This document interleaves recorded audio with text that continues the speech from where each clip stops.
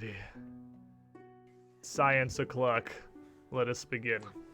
And as I switch back over and Spectrum drops all of my frames, let me tell you the tale of what happened last week on the Extinction Curse.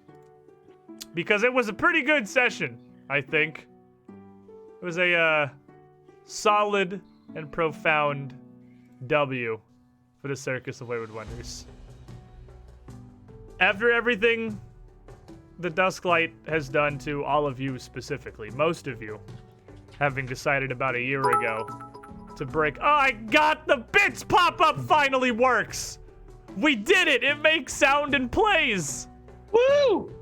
Ah, another victory. We're just stacking up wins here.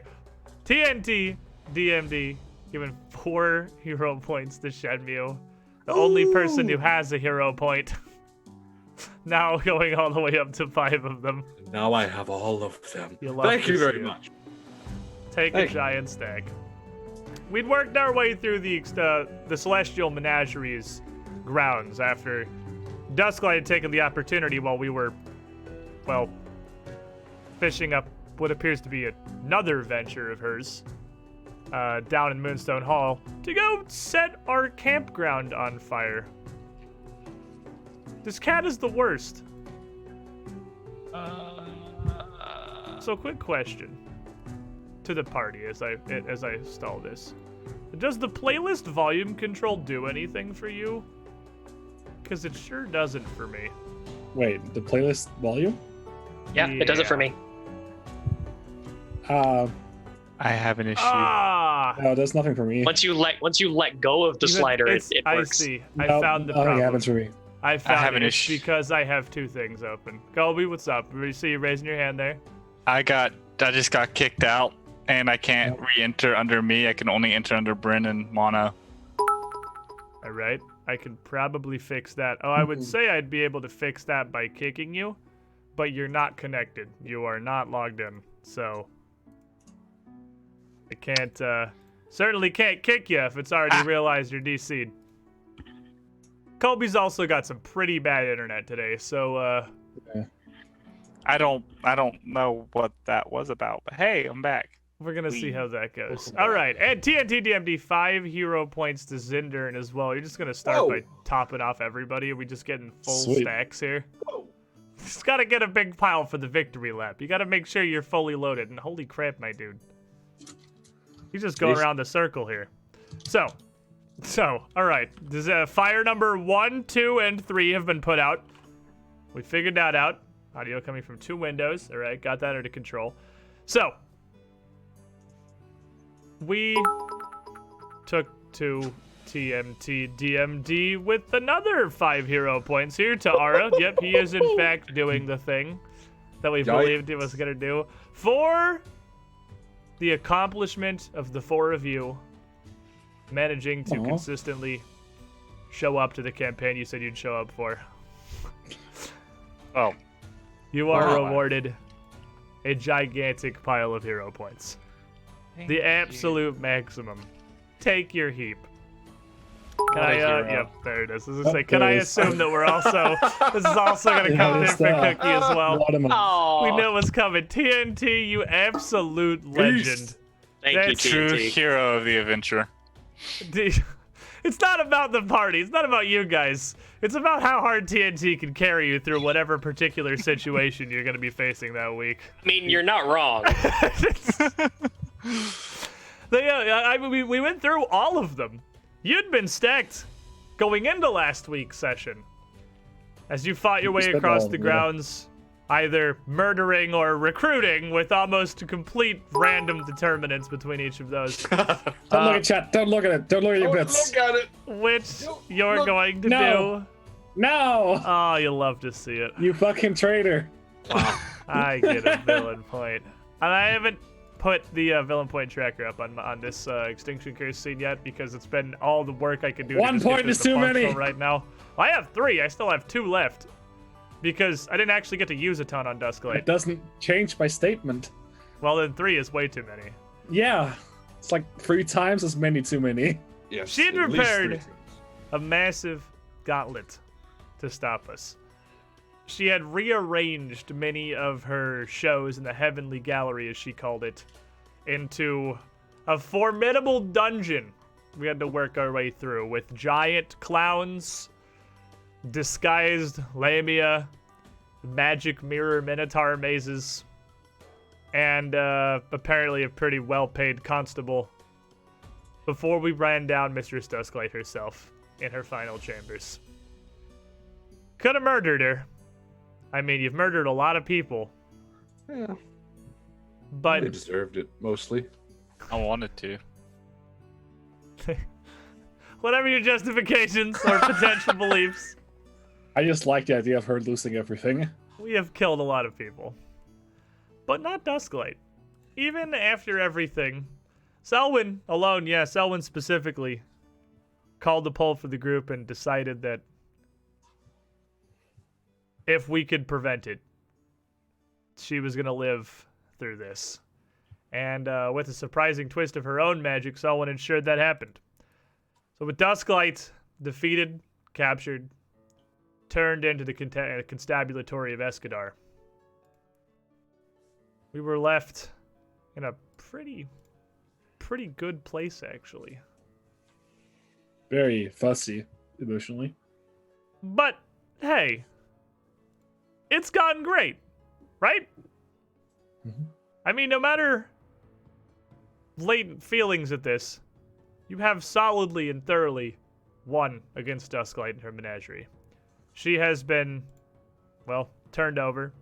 Surely she'll be rotting away in a cell for some time for not just being a general asshole and setting her campground on fire, but also a whole lot of other odd human sacrifice related things she seems to have been involved with at the Trogs in Moonstone Hall. And as you leave Conclave Square back out to the streets of Escadar, there are a whole lot of new recruits, new people who have joined in, new hires for your circus show. You didn't murder everybody. There were a lot of perfectly good performers, people you either knew before from your time with the menagerie or people who were, well, just as stuck there as you were before you broke away to make your own traveling circus. Your ranks have swelled pretty far. And I believe Selwyn left us off with the idea that before anything else, we need a victory show. So, party. Yes. You're leaving Conclave Square. It's mid-afternoon here in Escadar. Bright sun overhead. Warm breeze blowing in from the coast. What are you doing? I ain't felt this free since I took a hat and stabbed a cat. So wait, 30 minutes ago? That's right. Perfect.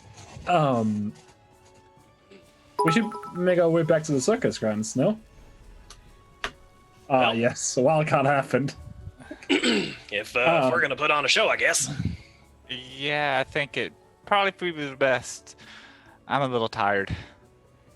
So it's been a minute since we have put on a show here, but yeah, heading back to the circus grounds to at least catch everyone up on what's going on and meeting up with some of your new hires here seems like a solid idea. TNT DMD. 2 villain points because of Zindern. You'll love to see it. I asked for it and I got it. You love to see it. You absolutely love to see it. So we're all next, right? So yeah, I will. We are all at 5. Everyone's chilling at the top of the pile here. You'll absolutely love to see it. Perfect. So you make your way out from the... I get guidances? Wait, that's not how that works. I love things. I don't think this is if I get guidances now.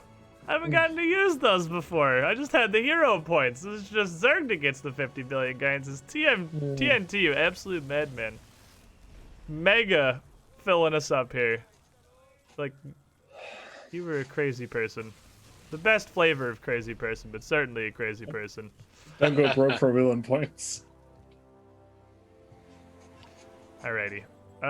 You make your way back around to the circus ground, where most of your show is gathered around and pretty clear view around where your campground is set up, not far from the road, with several of the people that you've sent down this direction, introducing themselves, making a big show, and the focal point of it all, pretty obviously and pretty clearly, is, well, a Shardaluk. She's Big? big.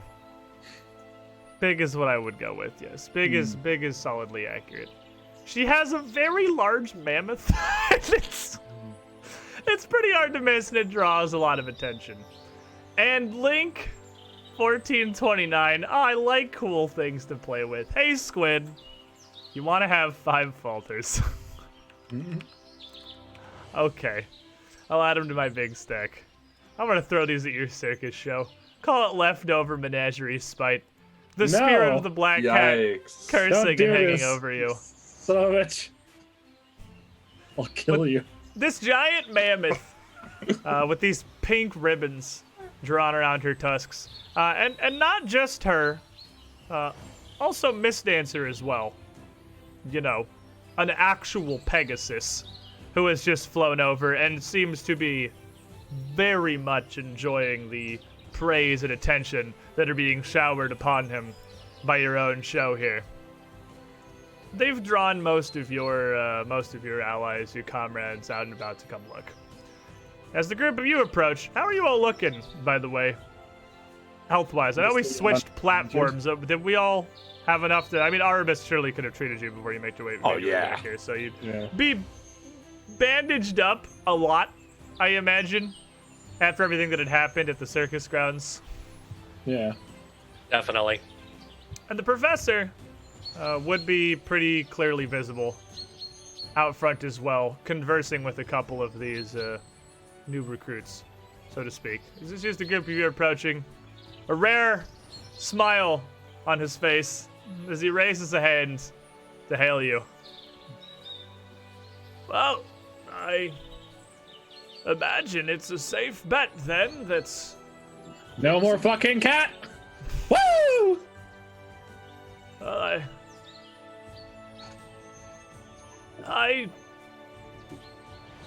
It's a strange and perhaps mixed feeling that gives me. For all the terror that she's brought us, well, she's why we're here in the first place, I suppose. I mean, hell, if it wasn't for her abuse, what else would have spurred Thunder and myself to break off entirely and start this whole traveling circus we have now? And he just kind of waves a hand towards all of these new people that have filtered over from the menagerie grounds. You seem to have done an impressive job of, well, bringing yet more of her show along for the ride. Heavens, at this point, this is, well, some new faces, but largely near everyone that was worth anything from the menagerie in the first place. It's true. I call dibs on the Pegasus, though. He's an interesting creature. I don't quite know what to make of him, but he seems more than enthusiastic, what with all of the interest he's generating. I don't know that I've ever seen, well, any performer that so thoroughly enjoys the limelight as that Pegasus. TNT, please. Just remember you asked for this, Zindern. One unstoppable to Squiddish. I am so stacked. I am so hilariously stacked. I mean, so are all of you guys. But dear Lord, guys. I say guys, but pretty much TNT. And Link with the pile of falters. Thank you. Holy crap. Thank you, guys. Well, if this is some number of new faces that we'll have to find room and wagons for, but I'm sure we can manage what with the truly impressive profits we've had in our last few shows. But it certainly isn't the whole of the menagerie's operations. In fact, I'd wager it's barely a fraction of it. Should we be moving on, or do you think it's safe here now, Selwyn? Well, safe, when's it ever safe? But it is safer. There's no cat fucking with us anymore. So. The head is certainly gone, but surely she had others like-minded assisting her. She wasn't alone in her actions. True. There will always be another cat, Selwyn. There must always be another cat. That's true. It's just got rid of this one. How's the important cat? Well, at the very least, I imagine he'll send them scrambling for some time, what with removing their leadership and poaching what is certainly the best of their talent. Besides, I do believe this leaves a sizable market hole. There were fairly large crowds in Escadar that are used to nightly shows, and of course it'll take us some time to get organized, but I've never seen a better opportunity for a loaded purse. Yeah, and I need a week to make a new trick. Well, I figure if we're not going to be leaving immediately to avoid any, excessive wrath that the remnants of the menagerie are going to bring on us, then we better get to advertising. If you're going to be resting and preparing for, what may be the biggest show we've ever put on, I hope the rest of you are ready to head into town and beat the streets. Beat this. Not literally. Combat with the streets. Arbus, it's... You know you can't use metaphors. I know. It's just today has been a very, busy afternoon. This Mist Dancer, this Pegasus, arrived some hours ago, and it seems there's been a second wave after that, and we have no idea what we're going to do with this mammoth. And admittedly, figuring that out will be somewhat interesting. We should also steal their big tub. If we didn't already. To my recollection, their main show tent actually isn't nearly as big as ours. Oh, in that case, never mind. Right, because when you're over there, their big top houses like their central event. It's like a show, whereas your entire circus is. We just stole so many things from them, dude. It's hard to keep track of. We stole those lights. You stole the enchanted spotlight. That is true. TNT. Had another 2,000 in there for an assurance. I'm gonna hold on to that for a particularly spicy critical failure against a bad spell. That'll be good. Thank you. TNT, you're a crazy person. But you're my favorite crazy person, and I appreciate you. Holy crap, you've got nuts today. He's excited. It's by my reckoning 2-3 in the afternoon, perhaps. It's not that late, but perhaps a little late to really start heading back into town. Besides, you seem to be more gauze and wrappings than skin, most of you. That's the usual. Did you fight the entire circus? Well, most of it? I mean, some of them we didn't. I guess technically speaking, we did fight the mammoth and its rider. Well, we fought the rider. Well, we didn't. There was a fight against the rider. And as you're kind of discussing that, you see Tulip coming over, breaking away from the rest of the group. Hey! Loves, yo. Well, look like you've been to hell and back, but at least you're in good shape. But I gotta know, what happened with Mistress Dusklight? Alive and unwell.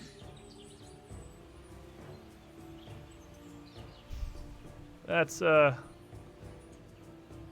That's good. That's good to hear. I know we've all had bad histories with her, but I don't know. Even after everything, killing her, I don't know, honey. Killing her just seemed like it would have been putting us in the same shoes. So it's good. It's good. I'm glad. You said you had a warrant. You had the town on your side, didn't you?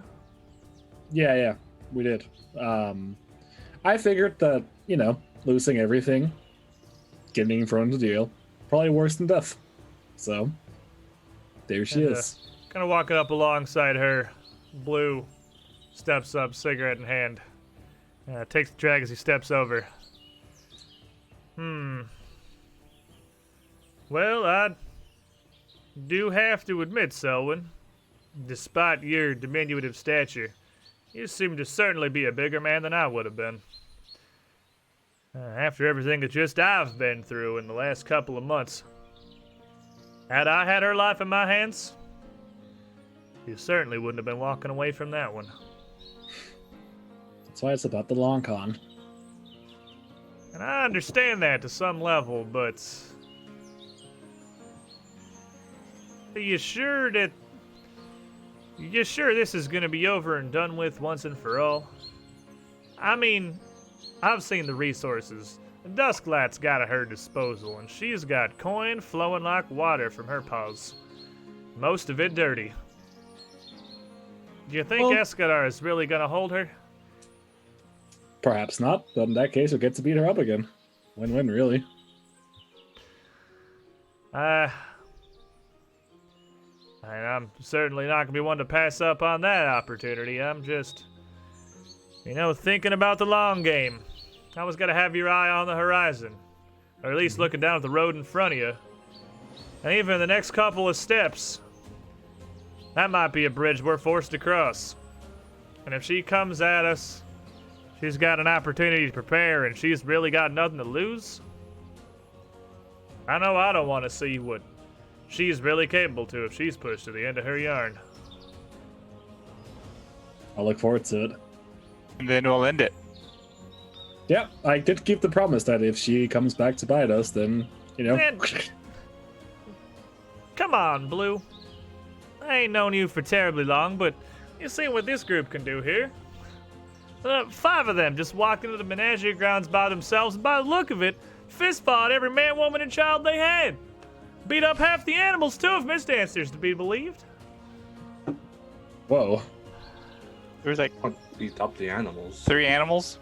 4, 5, 6? Or is counting? To be Miss fair, they beat up a couple Dancer animals. certainly had an interesting story about a manticore and a satyr playing their song and dancing through the trees. Well, before you put an end to that, Oh, yeah. Beat up that manticore real good. Well, that was Mr. You should have Bat. seen it. Yeah, Zerg. We tried to stop him, but I didn't try to stop him. I didn't try to stop him. and I tried to stop him. I mean, I and Arbus as well. We know as well as anyone how Chal ran the show over there and how that Glen of Uncommon Wonders was all about, but honey, I'm not blaming any of you for it. If Arbus was there and that's how it came to be, then I'm sure there wasn't much else you could have done. Speaking of the satyr, did we leave him in that cage or did someone go back for him? No, we left him in that cage. Oh, alright. This is ironic and perhaps just fate for him.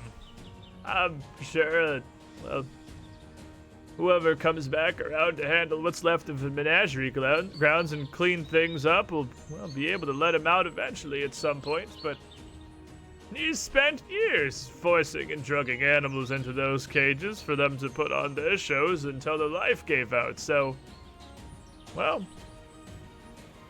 Narabis, what do you think? I think one afternoon will be a good lesson to him. Maybe evenings, if we're lucky. Besides, if I know Chell, I know that Satyr has some kind of magic behind him. I'm sure he can figure his way out of there if push comes to shove. Besides, I'll pull out his flute and start playing a little melody. With a shit-eating grin doing it. I've got a lot of organization to tend to here. I've got to figure out how to house a mammoth, and I can't help but feel that Miss Dancer doesn't gain anything from a pen. What with the ability to fly, I'm entirely unsure what we're going to do with him. Let him I'm walk gonna as he head back pleases. to sorting this all out. But, Selwyn, again, it's your show. Mhm. I advise that we, as soon as possible, put a date for a new curtain and get to advertising. Let's say in 8 days. Then I'll, get my trick ready for them. I'll start getting things prepared. We'll get the tent back up and in place, and, what day is it here? And as he, kind of gets a little thoughtful for a moment. Is it still Frost? Mm. With the events of the last week or two, I feel like I've almost totally lost track of the time. I'll figure that out. I think it's the 31st of Frost. I'm not sure. And he just kind of still muttering almost more to himself than to you guys. Just keeps this line of thought talking as he turns to head back over towards the group and the wagons. I sent it 8 days in advance. That would, in fact, be the 7th of Gosrin, as it is the final day of Frost right now. Moving into the 4th month, you'd be setting it up for the following wheel day. A pretty solid midweek show to put on an afternoon to give all the good dock workers a break in their busy schedules. And besides, there's a lot to follow up here. So, question to the party. Whatever became of Jeremiah? Oh no. I took him with me as we came home. I I feel like my compulsion would have, taken him with me. So you have him just like, he is realistically small enough that you could just put him in a backpack and the eye stalk could just kind of be Oh, hell yeah, dude. He gave me a little backpack. sticking out here. He is a very small creature. Eating as I Jeremiah. go. So but you did bring him with you. You have him. Absolutely, of course. Absolutely. He's going to be, I got to change his name on the token to Jeremiah. Yeah, He's what the just, fuck, bro? Swiptern? No, Jeremiah. There we you go. Gotta put the name of the being, not the race, on there. So with that, return to the circus ground, and you can see pretty clearly that a lot of your allies have come back here. Asha and Gigi clearly have made their appearance. It seems that Miss Dancer found his way here perfectly fine, and along with Asha, Dynan, the Gill Man, had come as well, the Lois Lanti. There's no sign of Martin quite yet, but he was taking some time to wrap things up over at the menagerie grounds and make sure that the rest of his sideshow friends were taken care of. Now, I believe Ilva's sister had to come back with you. You'd brought her along with you, as she had agreed to follow because, you were the ones that had brought her back her treasure. And her and Zerg would probably peel off pretty early here, probably even while that previous conversation was happening, to go find Ilva and figure out exactly how all of that's going to be managed. Leaving the rest of you an afternoon back at your campground, and Cookie, I believe literally your first time free of the menagerie grounds. Were you? I know you had your fantastic background write-up backstory write-up of your lead up to being discovered and joining the group here. But were you literally raised by the menagerie? Have you been with them your entire life? Yes. So this is your probably literally the first time you've ever left the menagerie grounds, and you've walked through all the streets of Escadar. You've seen Conclave Square and the Constable's Hall, and now at this circus ground here, which, while it's similar in theme to the menagerie's grounds, the air is completely different. And nobody's locked in cages other than a pair of wolves who, just they're wolves. And regardless of Artemis's insistence that they aren't going to do anything, everyone's just more comfortable when they're at least somewhat controlled. Well-kept horses and oxen in some large pens and corrals. Their hides, very shining, vibrant. They're well-fed. Everyone's, happy. Everyone seems to get along, and everyone, surprisingly, gets to move around completely freely as they please. No one's kept in cages. No one's forced into their wagons. Everyone seems to have their own places to stay, these individual wagons, but they walk around. They do as they please. People are coming and going from the town at a whim. So, Cookie, what are you doing? As the professor kind of leaves the group of you here to your own devices. Taking it all in at first, and just that there's still some hesitation because the fight with Dusklight, he hesitated a lot, though there was a lot of magic involved. Still thinks that, is she really gone? Is that grip still there? He's been in the menagerie all his life, and did he make the right choice? But seeing everybody free, seeing everyone able to move around, and being able to make his own choice, kind of takes the hat off, hugs it to his chest, and just kind of looks around, and then takes a deep breath and very loudly calls out, "Who's hungry?" And so it certainly gets some attention from the various performers scattered around. It is mid-afternoon, but of definite note, 100% the Dwarven Throwers are absolutely never going to say no to any opportunity to eat something they don't have to put any effort in themselves. And along with a small group of very hairy, very bright ginger dwarves that probably wear these little helmets around basically all the time as they recreationally just toss each other all over the place, you would see a small dog approaching you. Such a good boy. Such a good boy. Are you gonna meet him? And as this dog trots over, a fairly large shepherd dog, white and brown, kind of mixed fur, and comes up towards you. Opens his mouth as if to bark, but instead speaks. "Oh, I don't recognize you. But if you're coming along offering food, I'll be your friend." Cubby's such a good boy. Cubby makes me feel better. It's true. I ain't never had a talking dog for a friend. Oh, I've never seen a talking lizard. Well, Wade. not Wade. like a, he's like a regular lizard. The lizard man was like a people lizard. It was he just kind of looks at Cookie. You're just like a regular lizard. Well, I'm gonna show you that I'm the best damn cooking lizard you ever done made a friend of. I get to cook on my own schedule, and I get to get somebody point to me the stores, and Cookie just immediately just puts the hat back on, ties it up, and he's ready to cook how he wants, not being ordered to do it. As He's a you free go off, cook. Cubby almost immediately turns to follow you, but then kind of turns back to Selwyn and Artemis specifically. "Hey, Yep. I heard you did Mistress Dusklight in. Not to death, but she's out of the picture. Yes. For now, at least. Good.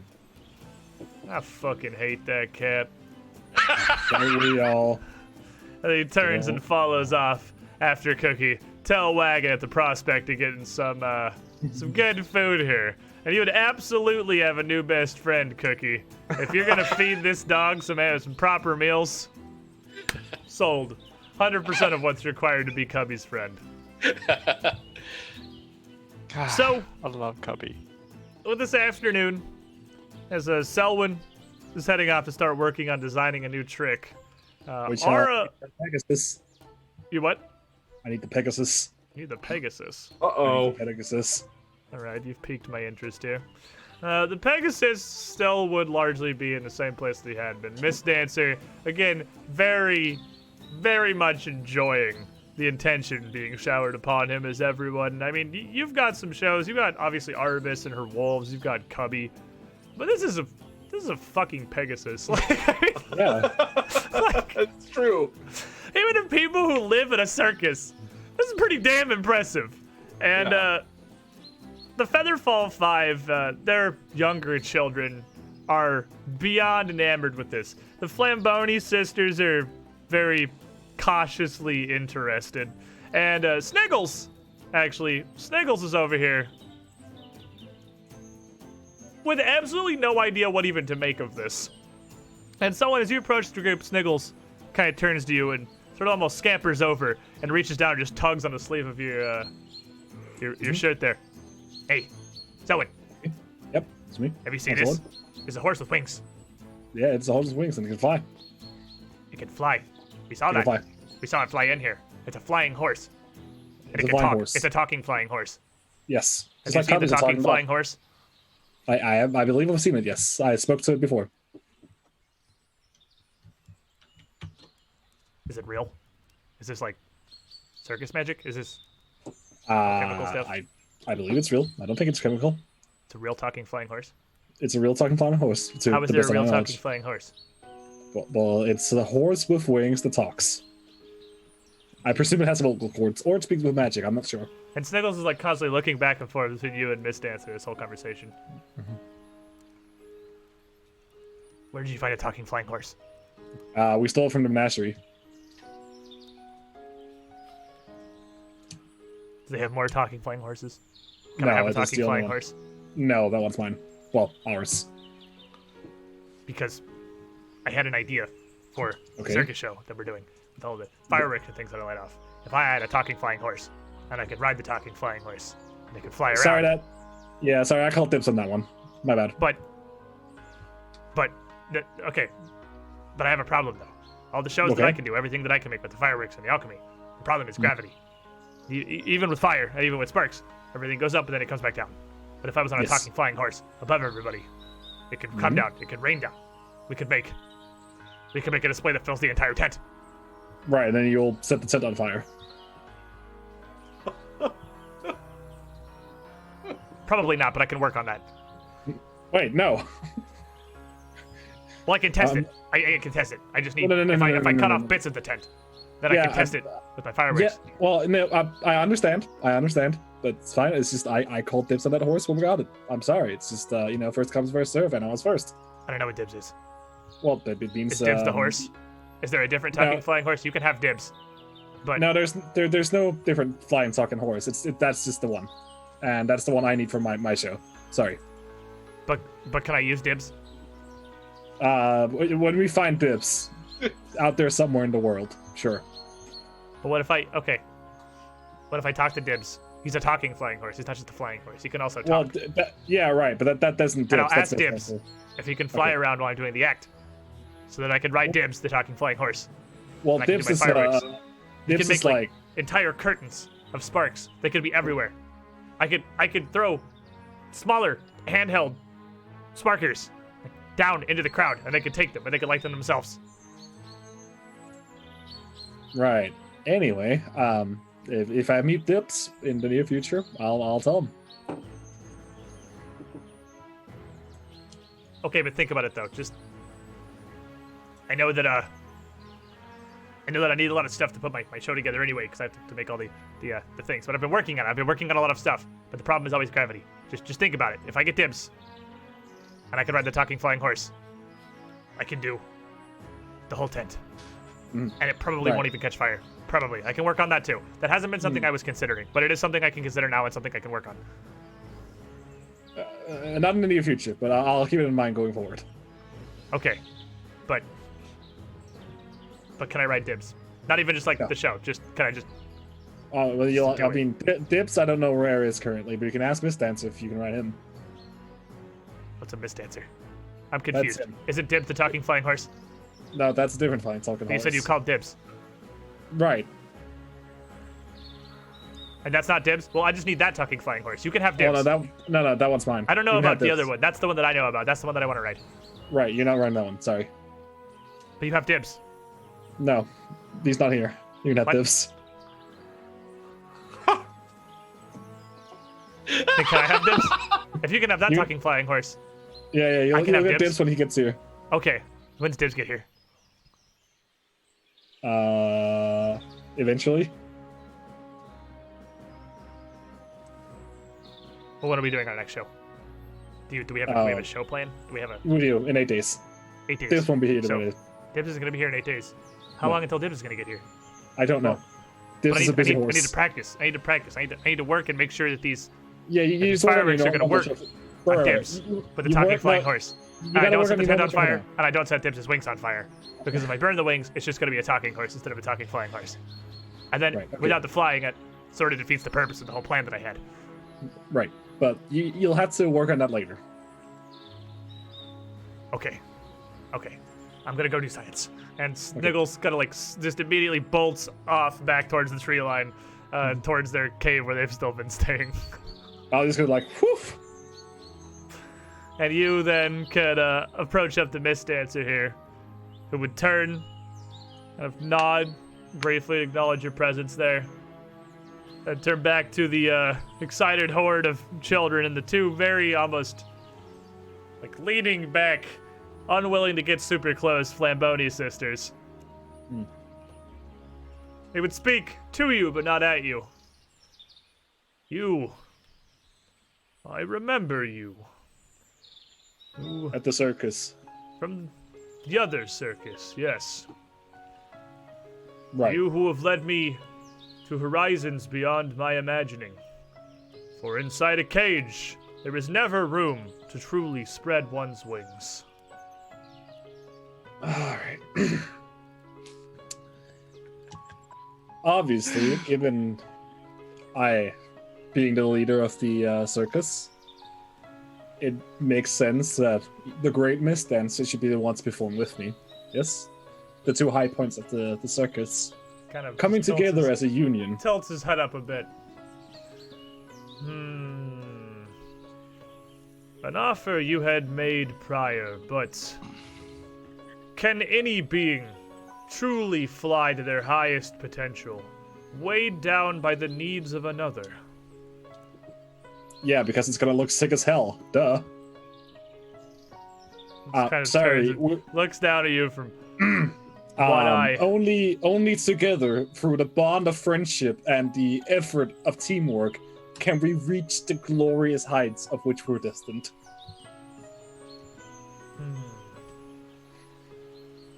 But you have no wings, and I presume no magic that has granted you flight. Not currently, Those who have not tasted closer of the sun's light are unaware of the dangers of its burn. I don't know, small one. Well, that's part of it. That's what we were going to play into. That fear of heights. So the whole, I'll start going over this. The act. I'll describe it in brief detail to him. I won't say anything because I don't want to spoil the surprise. She's That's what kind I'm of playing. close to him, sort of whisper. And he sort of kneels down close to you so you can hear it. To conquer fear. Fear the great weight that burdens on all of our dreams. Perhaps. I can see value in this. Selwyn. I can see it. It's gonna look sick. Why don't you, and let me, here's one thing I realized I did not actually really prepare for here. Is this still gonna catch, oh, it still lines up. I don't have to do anything. Oh, it's the easiest game I've ever played. Did you know that the dice log here in Foundry is in exactly the same place as it is in a full screen Roll20 window? I did Oh, not know. this has never been easier. Roll me a diplomacy check, All right. comrade. First roll. Yeah. First roll in Foundry. First roll, and I'll get the honor. Let's see, diplomacy. All right. You know, maybe we get to use the hero points early. I will guidance myself Okay. if I have any. Drop it a little I bit. don't remember how many. I'll even It's been a long week. slap this and clear it. Blank and ready for new dice. That's a 30. That's a 30 with your guidance. It's not bad. It's not bad. With a 30, although he does seem like he is somewhat skeptical of your ideas, Miss Dancer is curious. He's always kind of had a... You can tell very clearly he's got a pretty high opinion of himself. And what with his interment in the Glen of Uncommon Wonders, so he liked the attention, he never considered the concept of a proper act, especially not with somebody else. But he's open to think about it. He's open to do some science. So while Cookie's off cooking, Selwyn's trying to convince a Pegasus to join her in her show. Arabus, what are you up to as you return to the grounds here? Oh, nothing super crazy. Spend some time with the wolves, my pack. Maybe let them out of the cage, and we go wandering off into the thick, well, not to the thick, but just out of sight where we can sort of be alone. Nice, kind of like where that spring is. Yeah, away from everybody, pretty much. And I'm just gonna run through the. It's been a while since we've performed, so me and Misako will run through our performance and let Sheol watch as we do and see if maybe she would get interested and want to learn and maybe join in. I don't know. We'll see what happens. And Sheol never has, as of yet, been a part of your shows or anything. Sheol's always been somewhat kind of reticent. You can tell from having worked with him for some time now that though he is very cautious and sort of withdrawn, Misako you've had for a long time, you've worked with, and you've forged a bond with. You, with your, druidic understanding of nature, can almost communicate with Misako as well, if not better, than you could with people. But at the end of the day, regardless of your bond, Misako is still a wolf and isn't going to be speaking common anytime soon. Sheol seems different. You can tell that behind Sheol's reserved nature, there is a strange intelligence there. That this wolf seems to know and understand more than just an animal. It's certainly not like human level intelligence like you or someone would have. But it's somewhere in the middle. Whatever happened to Sheol, whatever this half completed ritual they were doing, has imparted some higher level of understanding on this wolf. How do I say? Almost like Captain America and the Super Soldier Serum. Everything's just enhanced. You could just tell she's smarter than your average bear. I mean, that's maybe not the comparison I go with, but yeah, I mean, basically, there's a pretty wide gulf between animal intelligence and human intelligence. And while Misako is receptive and has learned a lot, you're still, at least to some extent, limited by what a wolf can understand. And even with your druidic powers, you can teach Misako to do tricks and to do things, but she only really understands to do what you're telling her. Beyond that, thinking for herself, it's not like Misako could come up with her own tricks. She's a wolf. Sheol, you can see from the weeks that you've had him now, watching you and Misako interact, seems to be learning. He hasn't done anything, but again, he just seems to get more of what's going on. He almost seems to understand the intention or design of what you're doing, or why you're doing it.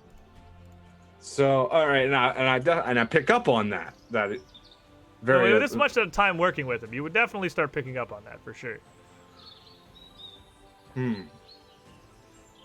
Then I would tell Misako to stand aside for this and look over at Sheol and say,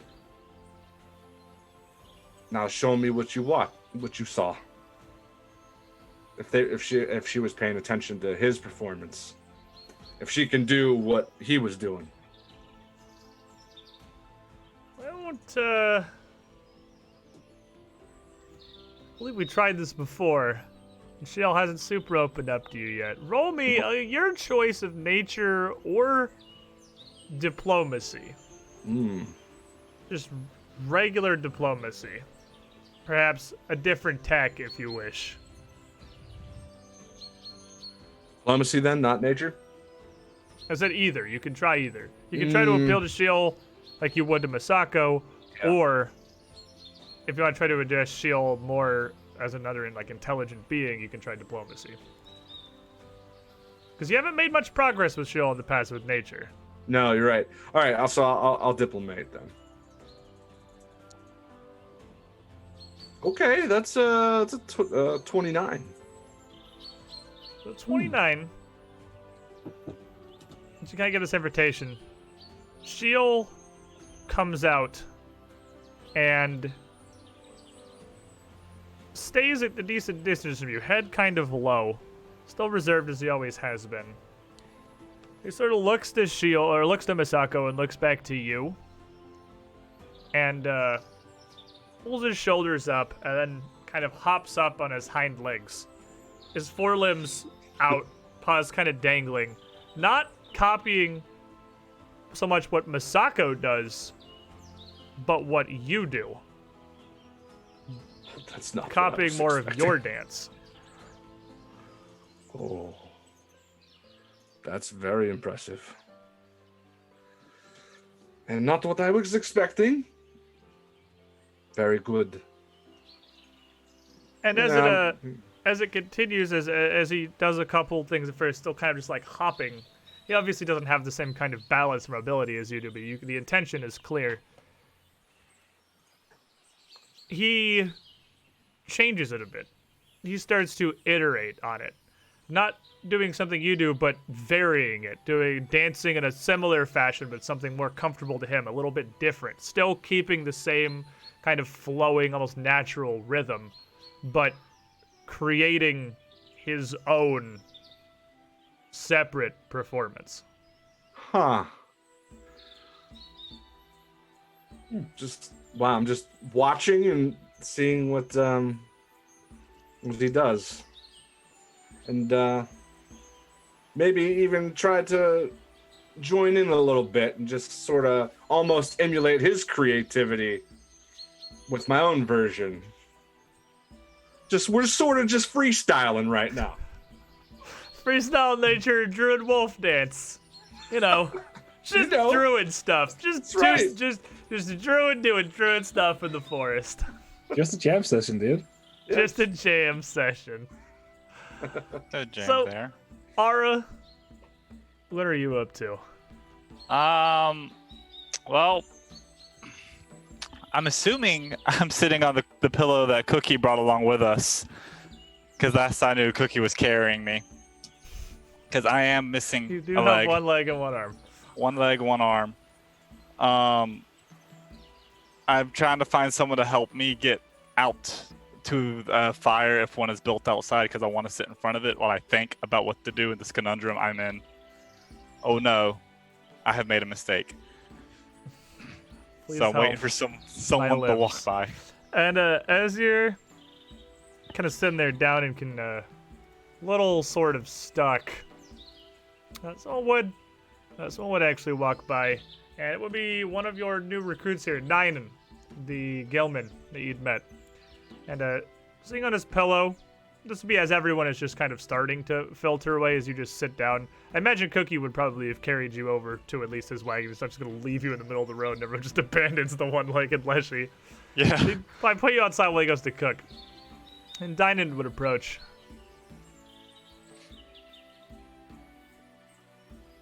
It is okay. a true shame what you have had to endure for mine and the rest of our freedoms from the menagerie and from Dusklight. I just cocked my head sideways. What do you mean? Well, I've only laid eyes on you 2 times, both within the last few hours, and The first, you were laden with life and vigor, energy and enthusiasm. And you certainly didn't need your allies to bear you.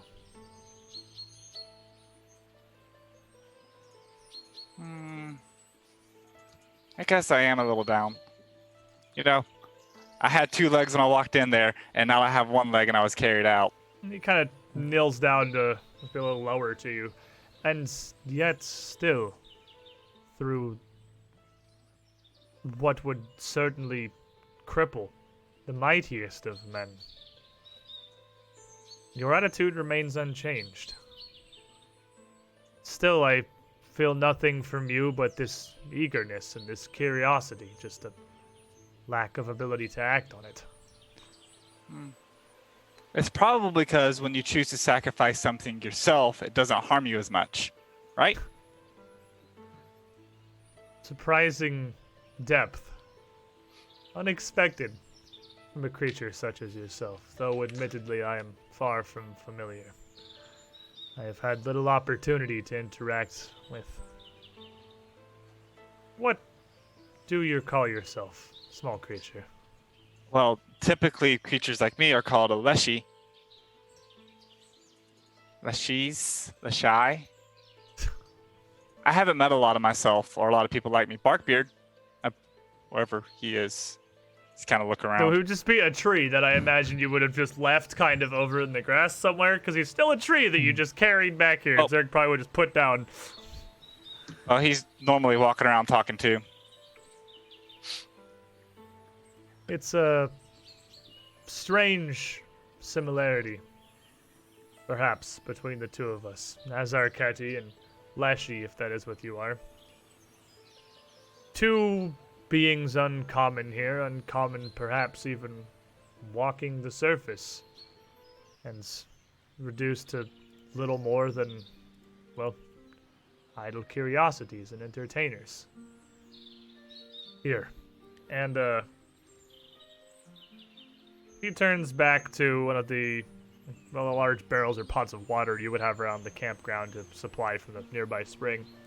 And he waves his hand and draws almost like a flowing tentacle as it comes out of it. Flows down across and kind of around Ara. And you'd feel it coalesce behind you and just sort of lift you up. Your leg kind of dangling just a little off the ground, but sitting now almost held in like a baby seat of water that just props you up there. Surely you have plans of your own, Leshy. I have a lot of things I have to think about. How am I going to fix this? And I slap where my leg was, my left hand. And I also think I need a new act, too. Huh. I know nothing of your performances nor your skills, but I know nobody else here. And certainly willing to lend you the company, and am interested in hearing. What is it that you did, Leshy? Well, normally I would do tightrope acts and jump through flaming hoops. And I also like to copy the other acts that were off to my side, kind of in my own little way. But that's getting kind of boring. I'm going to pull a page out of Selwyn's book. She likes to change her act a lot. I could change my act too. Selwyn, that is the gnome Yes. you had. Our wonderful, wonderful gnome. Is she the leader of your show here, then? She seemed to take command of the situation back at the menagerie grounds, and similarly here from what I've seen. Yeah, I think we all look up to her. Well, down to her for most of the people. I look up to her for sure. Well, I'll admit, any kind of an act exposing yourself to fire or the dangers of open flame is the last I would have expected from Alessia as yourself. Tell me then, do you have a name?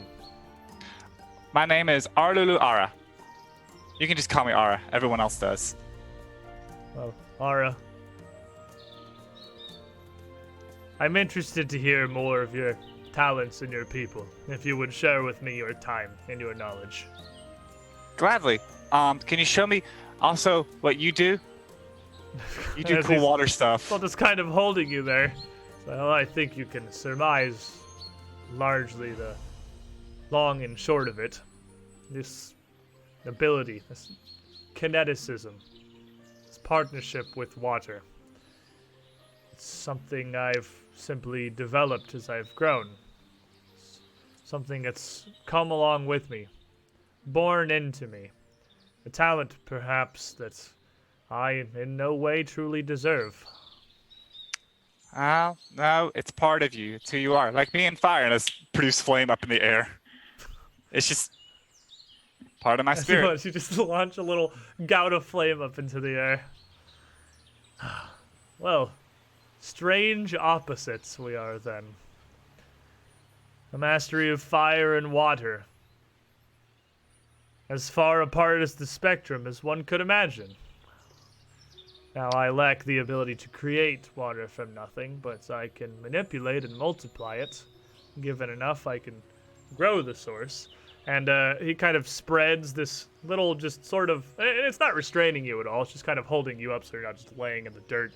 He grows this water, stretching and expanding it around from just being a small little seat that you're sort of cushioned upon to like a full, for your size, throne. Complete with a massive backrest and large armrests and even fake posed rounded cushions that you can sit in, that you sink into before the thicker water below starts to really support you and hit that buoyant point.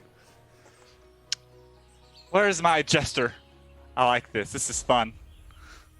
Well, Lulu.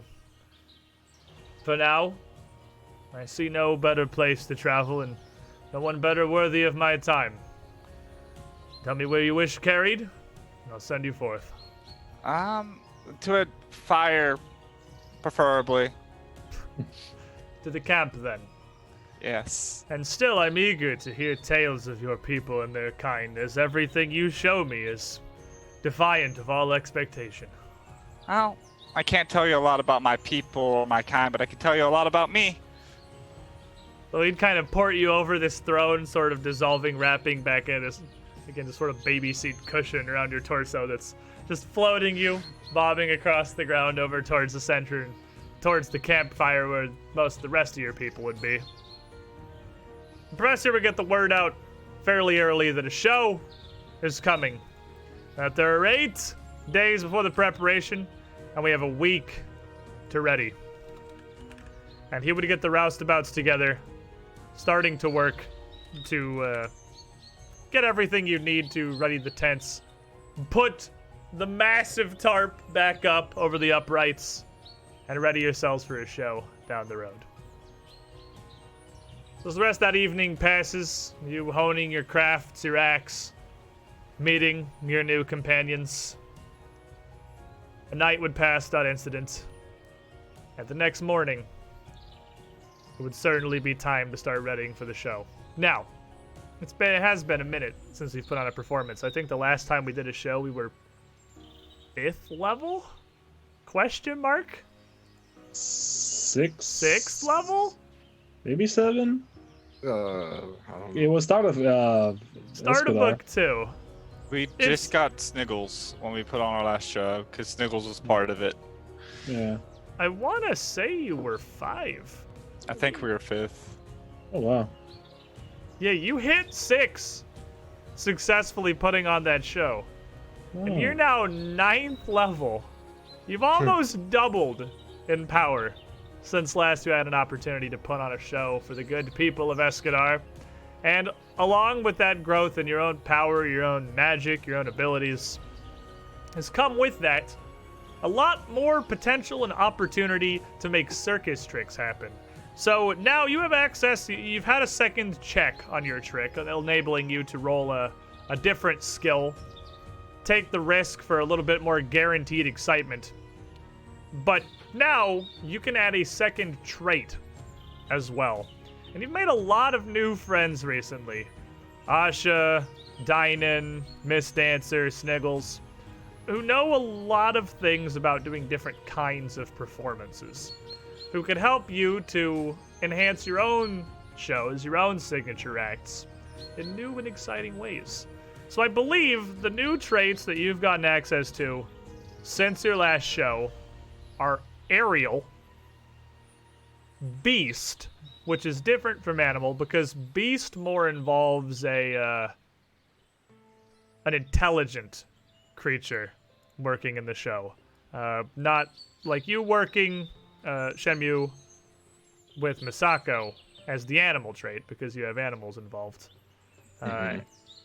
And again, just being a wolf. If you perhaps were able to explore more of what Shield is capable of, that, if you wanted, could get you over to the Beast trait. And the Beast trait synergizes with the Arcana skill, giving you a bonus if you're going to use that. Aerial, meanwhile, is more actual high flying. You already have agile kind of acts. You could do tight ropes. You could do possibly even trapezes. Aerial is literally flying time. If you have some way to soar through the air, and even if you were to expand this to some particular like high-flying trapeze-style acts, you could add the aerial trick to your show, giving you a bonus if you used acrobatics as one of your trick checks. Dynan, meanwhile, has another pair of new traits for you, as his act is something very different to anything you've experienced before. I think you've already had water, actually. I think you started with water as one of your initial traits. Yep. But he also comes with the magical trait, allowing you to use a trick and to really properly integrate a degree of spell casting into the show. Because when people come to a circus, they're not coming to watch a wizard do magic. It's Galarian. That's not special. Basically anyone can yeet some cantrips or spells around, and that's debatably, of course, wizards study long and hard to get that, and so do bards to get these kind of powers, but that's not the kind of display of skill that common folk want to see. But you can work it into a trick, allowing you kind of similar to the alchemical trait, letting you use alchemical items to give yourself a bonus. Magical lets you expend some spell slots to enhance your existing trick to generate additional excitement. Now, this is all just kind of the natural progression, the natural development of your act so far. You can integrate a second trait into your existing acts without having to use the week of downtime, if it is like a natural progression with your growing skills of the trick you've already been doing. You also, of course, have the option, like Selwyn, to take this week of downtime and to completely redesign your trick, allowing you to reassign what 2 checks you have tied to it, completely reassign the 2 traits, and develop a wholly different performance. That said, you should probably at least have a couple people who are ready to go beat the proverbial streets to spend this week advertising for the show. Because you got to generate that hype. You got to take advantage of the fact the menagerie is out of business, and that everyone who's looking for their evening entertainment is going to need to come around to your place next wheel day on the 7th of Gosrin. Reminder, that is a society roll, so if you're better at society, it's going to work out better for you. And you've also, of course, got the opportunity to simply spend some of the money that you have in either your own coffers or in the circus's existing payout to buy some advertisements to start you out with a little bit of anticipation if you want. So as the sun rises on the first day of Gosrin, Professor, of course, is going to briefly interrupt Selwyn's machinations, her preparations, and her setup to ask if we are going to be scheduling a performance for a week out here. If we did make a fair bit of gold in our last show, it may not be a terrible idea to put some of that towards flyers, posters, and advertisements throughout Escadar to get the word as far and wide as we can. Of course, our sideshow and even our star performers can only be in one place at a time, and Escadar is a decently sized city.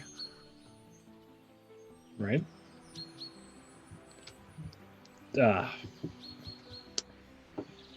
Posters them? So, you've been tracking this, I believe. I sort of hand the reins to you. Do we have any profits left over from the last show? Anything that we could invest over? I'm gonna be honest, Prof. There's been some different tune in the air, and what was there before, I'm not sure where it is now. Is that what's still? I think it's hiding. Is it hiding in Roll20 somewhere? Or did you have it on a? I have it in Roll20. I'll open it up. Okie dokie. Well, as you dig that up, because I haven't had a chance to kind of work with the journal that's in Foundry yet. They have this really neat thing where you can feed it a Pathfinder Second Edition PDF. It has to be a legal PDF, like with the watermarks and everything. And it will grind it up and spit out some pre-generated stuff. And it mostly works. But this table did not convert in a particularly readable format. So no, it wasn't, was it? It has not popped up functionally at all. So we had 39 gold for the circus currently. Okie dokie. So if you've got a couple of options. If you wanted to try to build anticipation by spending any of that on advertisements, the most direct value that you get if you spend a single gold piece for just the most basic, a couple of posters in town, you'll get 1 anticipation. You could get up to 6 pretty easily. 6 anticipation costing you 40 gold, so you'd have to put forth 1 gold from your own stocks. But if you wanted any more than 6 anticipation from advertisements, you'd have to be pulling in a good bit more from your own personal finances. Now, you don't have to spend any on advertising. This is just an option. But let's spend all of it. So you want to all of it as in you want to put 1 extra, or you want to go the whip for the 6? Yep, go for the 6. Alrighty, so starting you off at 6 anticipation with an investment of 40 gold pieces to get flyers, to get leaflets, to get business cards and tickets and advertisements left on the front desk of every inn, tavern, and restaurant in the city of Escadar, trying to get the word out as well as you can. 6 starting anticipation before you even begin your actual advertisements. And Selwyn, as you are certainly going to spend the day working on your trick, is anybody else, I mean, Cookie, you don't really have an act at the moment, but I'm not going to mechanically, stepping away from the curtain, I'm not going to force you to spend the 7 days of your downtime to design a trick because you're a new player. So you get a pass. You can do whatever. You've had however many years in the Celestial Menagerie thinking about what you possibly could be doing. Ara and Arbus, are either of you doing the big redesign? Redesigning. Ara's redesigning. Arbus? I'm not necessarily redesigning, maybe making an addition to? Is that? Yeah, like I said, if you want to add a trait on, keep the 2 existing trick checks you have, keep the trait you have, and have like the natural progression of your trick, that doesn't require you to redesign your show to take the week of downtime. So like the hypothetical, if you wanted to like add in Sheol and add the beast trait or whatever, that wouldn't cost you any downtime. I mean, you can do whatever, but if it's natural progression is fine. So you and Cookie, it's going to fall to the pair of you then to head into town, to head into Escadar, which you've done a spectacular job of previously. You're very good at this. To head into Escadar and try to advertise in person. Oh, do you want to do this? You can either do this together, and one of you can aid the other. And if you go together, I will give you the benefit of whoever, instead of having to have like one of you specifically as the leader, whoever has the better role will take as the leader. Or you can go out separately, make your own checks to hopefully possibly drum up twice as much anticipation. Well, I'm not very good at society, being a sheltered little kobold. Well, it's a good thing that I am being raised in the woods.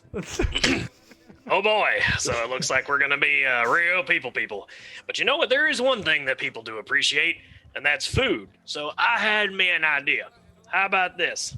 I'm gonna set up a little stand, and you can help call out for it. And anybody who purchases a ticket, they get a cookie treat, basically. And if they come by with a flyer saying that they're gonna be attending the show, I give them a cookie treat. So I get to I can put up a little thing. I can cook and I can do my thing, and you can talk to people better than I can because I'm just a kobold. And I don't know if I'm necessarily better with the talkings, but I'm sure you can cook better. I'm short, blue, and have half a horn. You're far prettier than I am. Oh, please. I mean, it's nothing. I don't think I've even showered this past few days. I don't think you guys have showers. Washed myself in the river. You know what I was going for. You have that one spring inside the tree line and barrels of water. That's what you guys got. She hasn't stood out in the rain the past few days. It's a very crowded spring in the mornings. Well, the best part is if I'm cooking, they won't smell you. They'll smell my food. Big brand time. Good idea. Okay. Let's do this. All right. So you two are going to head into town. You are going to spend 2 days of downtime trying to promote the circus with cookies here. That's a pretty solid idea. Cookie, do you have lore cooking? I do have lore cooking, yes. If you want to use that to aid, that will be you are aiding and Arabis is the primary. I will let you use your lore cooking instead of society to aid Arabis' society if you want. Because that's a solid idea. Alrighty. So, Cookie, roll yours first. Give me your lore cooking. I would have been very disappointed if you didn't have lore cooking on your character.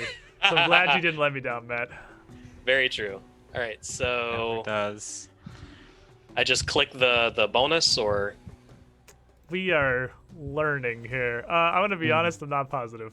You can just click there it is. There you go. I did it. Easy.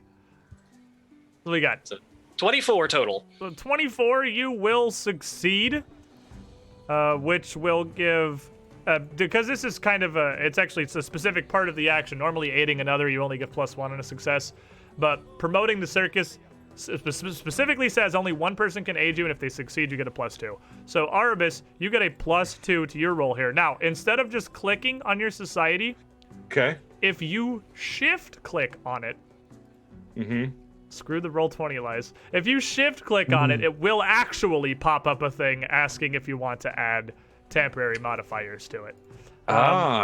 Circumstance. This will allow you to add it. You have a +2 circumstance bonus from Cookie's aid.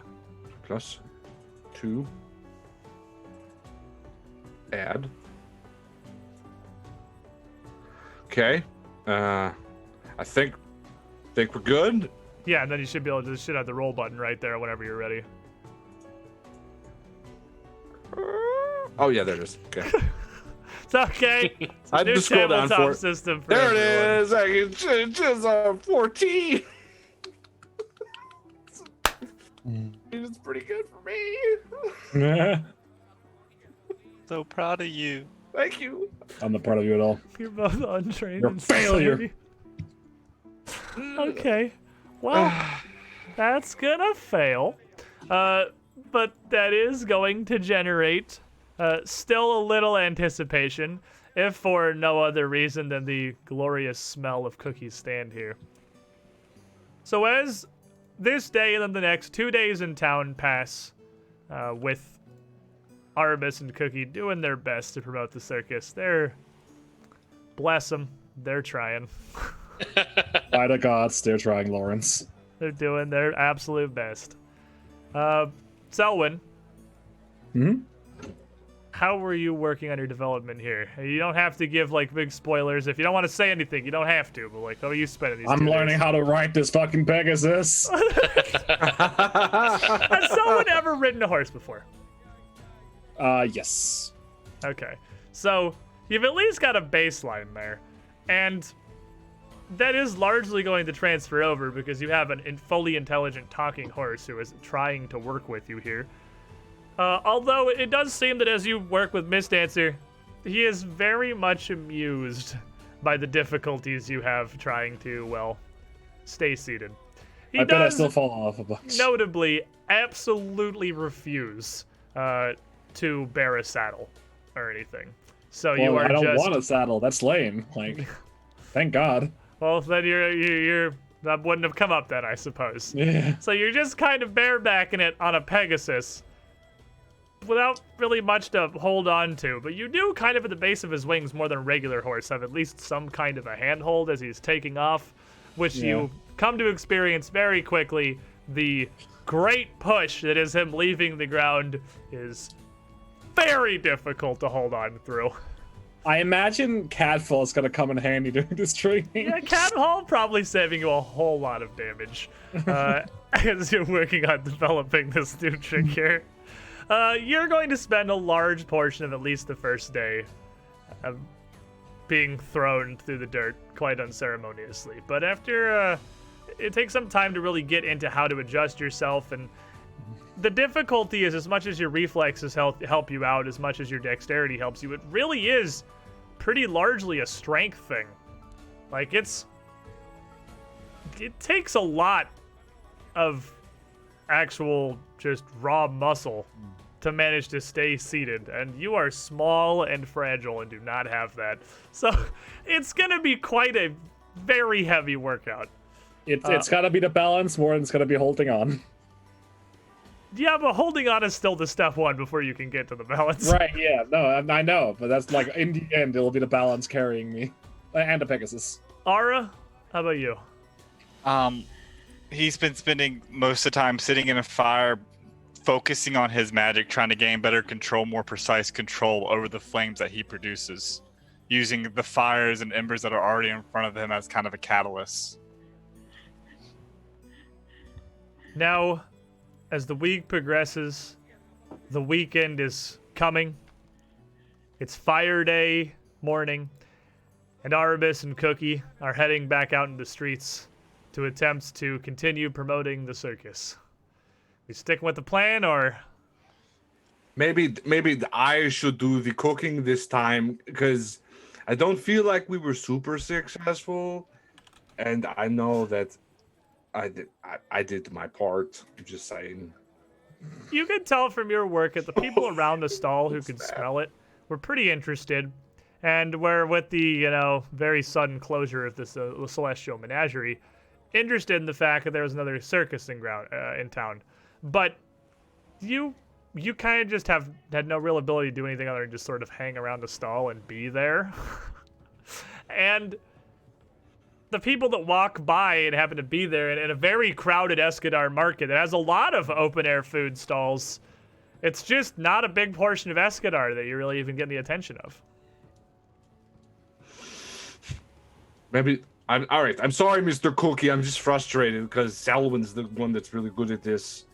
No, it's fine. It's fine. So, do you know, I'm not putting anything on you, but do you know how to cook for a bunch of people? That's a no. All right, so here's what I'm going to do. I'm going to give this, I want you to take real good care of it, and Cookie is actually going to hand Selwyn the cooking hat. Arabis. Or Arbus, sorry. Yeah. Arbus. Sorry, my apologies. He's going to hand Arbus the cooking hat. This is the mark of a chef. Nobody touches nothing to cooking until you put this on. So you put this on, and I'm gonna go do the second best thing I can do besides cooking real good. Actually, it's the third best because I'm real good at cooking. I'm pretty annoying. I'm good with a knife. So maybe the fourth. Yeah, the fourth thing that I'm good at, being loud. Well, I was just joking about the cooking. I have no idea how to do any of this. All right, so here's what you do. You take meat, you put it on it, and you wait till it turns brown, then you flip it over, and then you wait till it turns brown, and then you put it over there. And I'll do yelling. So here we go. Let's try it. Oh, okay. That's very easy. I thought there was more complication. There's a lot to it, but I'm just trying to make it so it's easy for you. All right, here we go. Put the hat on. All right. So, Cookie, as you head out to try and draw more attention to your little stand here, give me a society check. Oh boy. Believe in the me that believes in you. Yes. What? I'm not allowed to aid him with my I'm just cooking? having him go first, and then you, because I'm assuming you're both rolling society. Yeah. Oh. Can I hero point that, please? Or session reroll that, please? Absolutely, you can session reroll that. Oh, hey, he's actually trained in society. Oh, baby. Ooh, Wait, that's That's a 30. Why am banger of a hero point we got right dirty there. 30, dude. Oh, a solid 30. Arbus, as you're here helping, you can roll either your own society or cooking lore to attempt to aid him. Well, let me see here. Which one's better? I don't think you have cooking lore. I don't. So It's society. can I? I mean, your cooking lore would just be untrained, and it would scale off your int instead of your charisma, which is worse. So probably roll Great. society. Awesome. Question: Can I call upon the Stormlord's guidance to aid me in this society check? You For the cannot, cooking. because the guidance instant thing. ability, like the guidance spell specifically, cannot be used for downtime activities. Okay, fine. is- Ruin my hopes and dreams. Yeah, job, it's after one all. skill check. The target attempts for the duration ends. The duration is until your next turn, and this is 2 days of activity. So Yeah. very long Shot turn. mark. Okay. Well, he is making the roll before his next turn. I'm just gonna do it. Why not? Session reroll. Why not? I Alright, can do session better than that. reroll. Can you? Yeah, of course. Oh, you did, yeah. Hey, you did, but you didn't critically fail. So, while the 30 exactly critically succeeded, since you did not critically fail and make it worse, he does in fact critically succeed. Oh wow. Cookie, what are you doing out here? How are you so wildly successful? So at first, what it is just if I need to do additional skill checks, I will. But just going around at first, he's just being loud. He's genuinely just being loud. He just pops up. he just jumps up on the stand where they're cooking, and it just come on over and see cookies. We got the 4 basic food groups of meat, beer, and meat, and you can come have all that in entertainment at the show of coming to the Circus of Wayward Wonders. And apparently he's a very loud kobold. It seems that he's great at this loud thing. What's your charisma modifier, comrade? Because the amount of anticipation you generate is based on your charisma. Let me look and see for you. I'm gonna guess it's 0 or 1. It is +3, actually. What? It's 3. You have 16 charisma? I have a 16 charisma, Wow. Hell Okay. yeah, dude. What Well, a hero. That is obviously what I get for assuming, I suppose. Yeah, it makes an ass out of you and the Yeah, camera. yeah, well, yeah. Fuck me, I guess. So your maximum anticipation is 50, right? Because you have a guy who is actually trained in society and has 16 charisma, and that might be relevant. So you are the critical success level 9. You have +3 charisma, which is 12. On a critical success, you will generate 24 points of anticipation, putting you to a total of 31. Holy shit. You're advertising through Fire Day and Star Day. It's the weekend. The markets are packed. Cookie's apparently loud and incredibly charismatic as a lizard here that I was not expecting. Yeah, this cap of 50 on your tent may actually come into play. So those 2 days to the start of the weekend, Selwyn and Ara continue working on your tricks here. And if you have anything you want to share about your developments, Well, I'm flying higher and higher. You at this point have managed riding the horse. You don't fall off Missed Answer as he takes off in the air, not consistently anyway. At this point, I've probably looked around for someone who can carve wood halfway decently to carve me a leg. Probably Sig. I trust the bearded man. Yeah, the bearded man's pretty good at it. Are you not? Huh? I have one arm. Yeah, so point being, I'm busy. A coward. He has half the capability of carving that he normally would. I just need a leg. I need a leg just for the show. Sig would definitely have spent these last couple of days working on whittling something out. While he could easily make a leg and an arm that would, be a peg leg, he does his best to try to work to at least give it some degree of a joint, some degree of movement, so you're not stuck on one peg leg. Because as far as he knows, your trick's been a tightrope, and that's going to be probably horrible, I imagine, doing a tightrope with a peg leg. Probably is among the more difficult feats that I can imagine. So he gets those together, and by the end of this star day here, you would have, it's definitely not as good as your old regular leg or arm, but a replacement, somewhat actuatable joint that he has hooked onto you to replace your leg and to even give you at least a little clampy bit at the end of an arm that he's quite proud of putting together. Thank you, Sig. I love it. So, that evening, as the group of you were all coming together, Cookie and Arvis, almost certainly with the great news of their incredible success that they've had over the start of the weekend here, getting everything together. The whole party and much of the circus are together around for an evening meal. And as you're eating here, Cookie having exponentially increased the quality of the food that the circus consumes on a regular basis. The professor speaks up. So, this, of course, is all spectacular as far as our ticket sales and profits are concerned, but I'm worried. I'm worried with all the attention this is getting and how much of the menagerie's regulars are almost sure to be in attendance.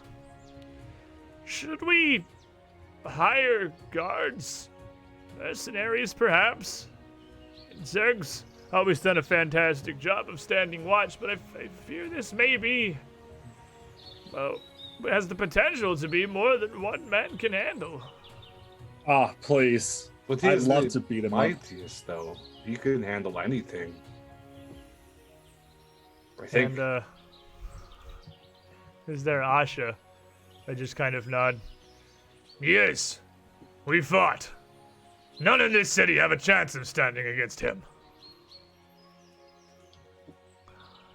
Well, yes, that may be true, but I'm less concerned about his ability to handle one problem as his ability to be multiple places at one time. They've got, well, and he kind of gestures back to the big top that's been starting to put up as all these massive folded tarps have been laid around in position, and you can see like the two main posts at either end where the three rings are gonna be laid. This new tent we invested in is it's massive. This thing is downright enormous. It dwarfs the city walls themselves.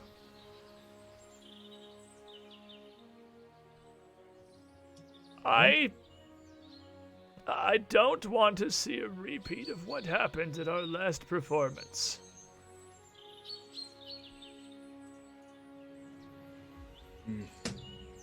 Well, we'll be fine, right? Can I try and say something? But you can certainly make the attempt. I mean, if we're worried about backlash, it might not be a bad idea to get some guards. Maybe we can make it a motivation thing. You're pretty good friends with that Liu-Tenant lady, right? Maybe Maybe we can give them like a voucher or something for a free meal if they come and get on guard duty. That is true. You know, It's I not a don't bad think call, I've ever actually. been more impressed by the sheer intelligence coming out of the mouth of such a strange creature as Cookie. It seems your wit near matches your ability to cook a fine meal, my friend. Oh, you gonna make me blush. Can lizards blush?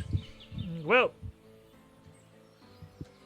I know that the menagerie certainly had a whole lot of the constabulary on their payroll. Dusklight had a pretty penny set aside in her finances for just such a purpose. But with that cash stopping to flow, and, well, that head constable, that Miss Lieutenant lady, owing you a bit of a favor, what with everything you've done for her, I don't think it's impossible we could convince her to get some of the constables to look over the area for free. It's in her best interest that nothing terrible's breaking out at an event where so much of her fine city is coming to enjoy the show. I hear. I think that's an excellent suggestion. And it does raise a fair point.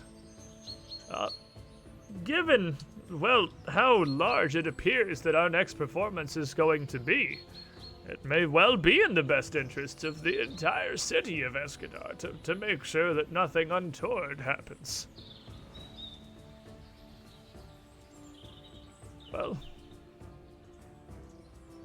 I suppose that I can visit Conclave Square tomorrow. Do we know if they receive visitors on Sundays? Just tell them I sent you, and then if they don't, then, you know, you'll know. Is there... fair enough. Is there not a way for the general public to meet with someone to discuss, or I'd imagine to give leads? Yeah, I think it's called setting up an appointment? Some weird shit. You wait around for like half a day. Yeah, it's awful. But that's It's ridiculous. awful. How could and then any... They take you to a room where you wait around even longer. Yeah.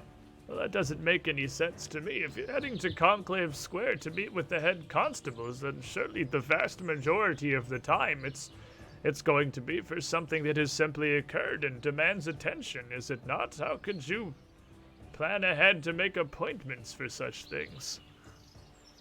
Beats me. That's why I'm not a constable. Or a normal citizen, for that matter. No more. Surely they can't be so busy all the time that there's such a... I mean, well, you were there. Were they packed? Were there dozens waiting before you? It was awful.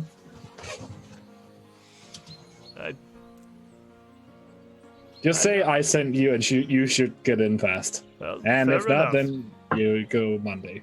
I'll or- certainly hold on to that one. I'll stop by tomorrow and see if we can organize something. Admittedly, I don't know what exactly the constabulary has going on, but, well, it's in everyone's best interest, right? Now, everyone, it's had a few days to settle now, but, and Selwyn, of course, I don't want to intrude on you. You are the ringmaster now. You are the one who makes the decisions, but I, for one, certainly don't have terribly fond memories of Escadar. And however profitable our shows here may be, Yeah, we're probably leaving afterwards. well, it's good that we share a mind then. And, well, that makes Christ. everything much more straightforward. I had worried you'd protest. Tulip Nah. can't step in. Oh, we're traveling circus, son. We weren't planning on making anything permanent, were we? Ah, At least, certainly not here. I mean, our shows have been getting bigger and bigger, and even Escadar is only so big of a city. Hell, if we were gonna root down, I imagine we'd be doing something over. I don't know. Surely there's bigger cities than Escadar. well, yeah, I mean, there's, Absalom is pretty big, I've heard. And Jules would speak up.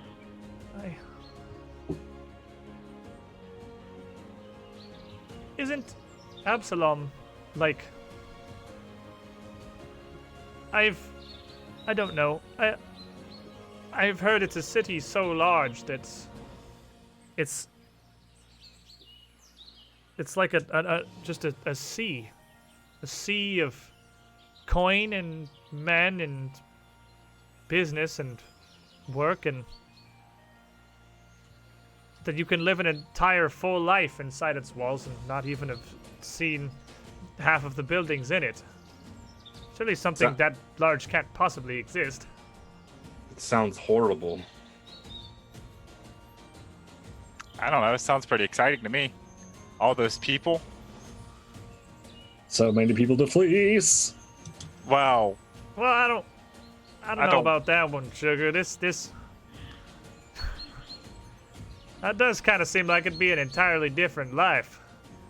Setting up in something that big. I kind of like what we got going. We get to travel around. We get to see all the fine folk of these different cities all across the island, but... Right, but we're gonna have an end game. Right, and there certainly are more islands than, well, even a mainland that I've only briefly seen in my childhood. We're not far from the Talden coast. There's certainly money there. Perhaps we would, well, be well fitted to charter a ship if this show we're about to put on is as big as we believe it to be. Perhaps. Like, I'll like telepathically communicate to Sylvie. Made any progress on those stones?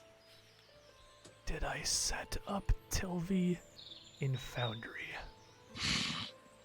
Because I was pretty sure I did, but I also believe that may have been before I accidentally reset everything, which was a thing that ha-ha! I did! Okay, so, makes it work. Hello. She'd respond, well, I've learned a lot, actually. A lot of fairly interesting things, and I have an idea for your little traveling circus there, Selwyn, my love. Mm-hmm. Have you considered that there are perhaps greener pastures and larger crowds on the other of the Starstone Isles? I had given it some thought, yes. Any one springing out in particular? Well, so here's what I've been stymied by. Here's what I've been researching. The Trogs, clearly the Zolgath, they show some interest in these Aeon Towers and these orbs, and as you probably already know, the rest of them are over on the Isle of Kortos, the mainland as it is of these islands here. But, interestingly enough, it appears that at least one of them appears to be an Aeon Tower no longer. So I was investigating and making sure that it would be worth the time to even follow up or to see where the Zolgaths may have been headed afterward. But at least one of these whole Aeon orbs appears to have disappeared entirely. Vanished from existence, as far as I can tell. But I have confirmed, certainly, that that has not happened to all of them. Not far from Escadar, were you to sail from this city's ports and near directly south to an area called the Swardlands. It looks like there are a few communities there, perhaps the size of Escadar. Their main port seems to be a fair bit bigger, and even more inland. Some more of an Aberton, some more of an Absalom. But there is not one, but 3 more of these Aeon Towers laying there. As far as I can tell, they have Life Root. They have one simply that seems to have no proper name that's referred, as far as I can tell, by the old Forest Tower. Do know that your people are absolutely terrible at keeping records. And the Wellspring, much closer to the coast. I will say, I think the elves are even worse than humans. Sadly. I just don't understand how such powerful knowledge can seem to have simply vanished. I mean, sure, the Rodin fell some decades ago, and it's like all worship and understanding of his teachings and his history is just poofed and gone from your entire plane of existence. What? Do your kind abandon gods so quickly? I haven't really followed many, so I wouldn't know, really. Fair I think I'm the enough. wrong to ask. Fair enough. Well, if you're running things with your little show there, love, it seems that Swordlands would be a great place to investigate both for perhaps, well, bigger purses, bigger profits, and if we want to... project. Exactly. Of course, I'm sure your greener friend is going to be more than willing to keep following up, avenging what happened to the lizard. Yeah, I'm still on that train too. Do I need to have you roll a will save, or is this something you will, Well, agree no, to I'm do? into it. Because I mean, this I suggestion wanted of hers is definitely, on all facets, a suggestion. Well, is she gonna use the magic on me if I'm like already agreeing? Yeah, it is. With what she does to this link here, it is less that she kind of uses it like she doesn't incant a spell and cast it. She just kind of presses through this emotive link to sort of gently sway your own thoughts, and you don't even really realize it's happening. So, I mean, if you're gonna do it regardless, I guess you could roll the will. Well, she's your patron. You literally can't critically succeed because you're gonna get 1 degree of success worse. So, Yeah. I mean, if you're gonna do it anyway, there's no point in having you roll the same. Right. Because you need a critical success to know she's magically pushing you, and you literally can't get that. Well, I could roll one. Oh, right, yeah, true. Right, because you downgrade yeah. a step because of your connection. Yeah, Well, no, that's what I'm into anyway. I do think that there doesn't seem to be a whole lot more to be accomplished here. And I've made a lot of progress on my end figuring this all out. It does certainly seem that the Zolgath have already reached out to the Swordlands somewhat recently. I've found some degree of reports and some degree of concern that the fine folk there have had difficulty making their pilgrimages, those that still do, up to any of the towers, and that they have been left abandoned and barren, and, well, if you're coming to the same conclusions that I am, love, I think we can both assume the reasons there. Right, of course. It's even more than that, actually. There's been a string of disappearances, murders, assumedly kidnappings, perhaps, but people just up and gone. We both know how, well, with what you found for us in Moonstone Hall. These trogs do seem to get a lot of value out of sacrifices and, what is it they always say, consuming souls? Yeah, they're really lame. Well, everything does seem to point to the south. Alright, then to the south is where we'll go.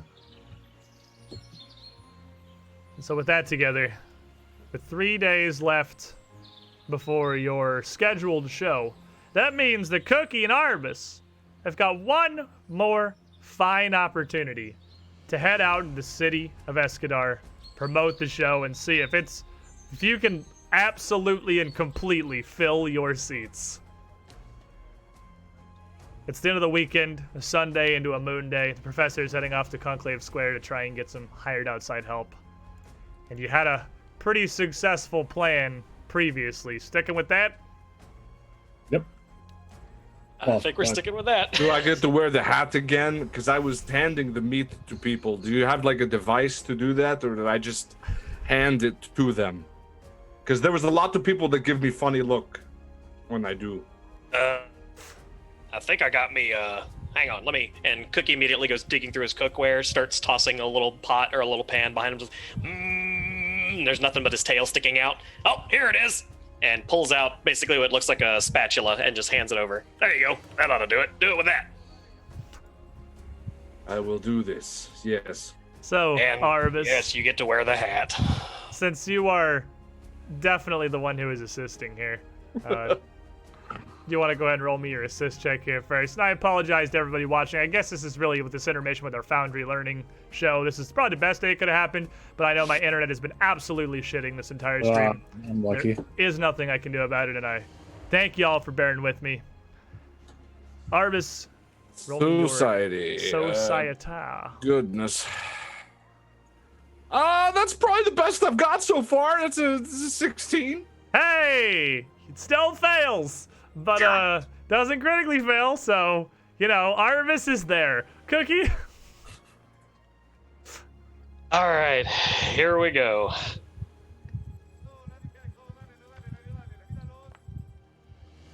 $26. Okay.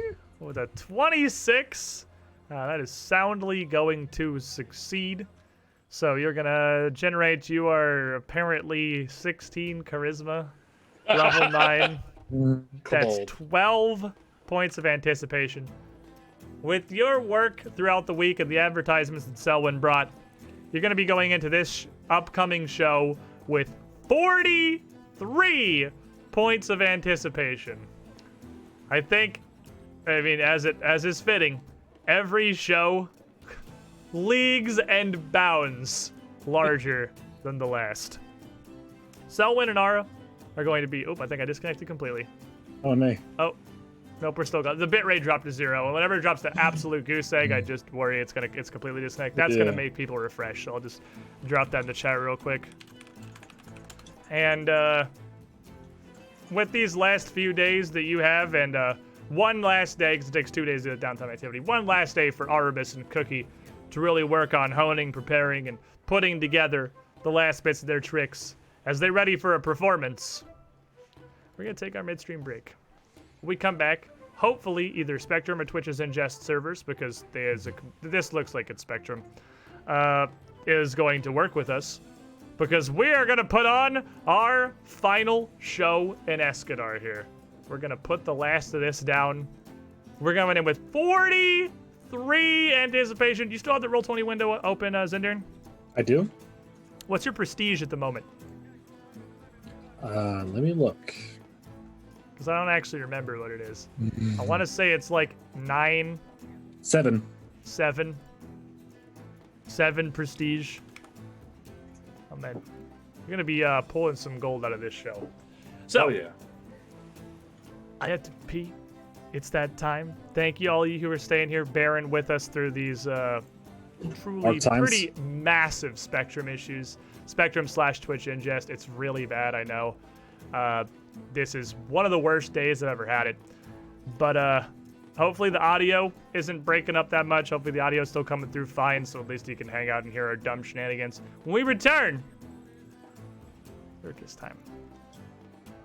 BRB.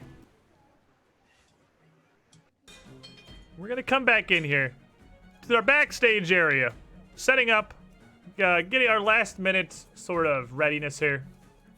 Whatever things there may still be left to sort.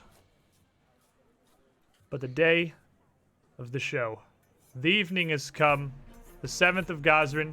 You guys did a way better job of advertising than I expected you to. Ignore the combat pains that say they're level 8. They are not.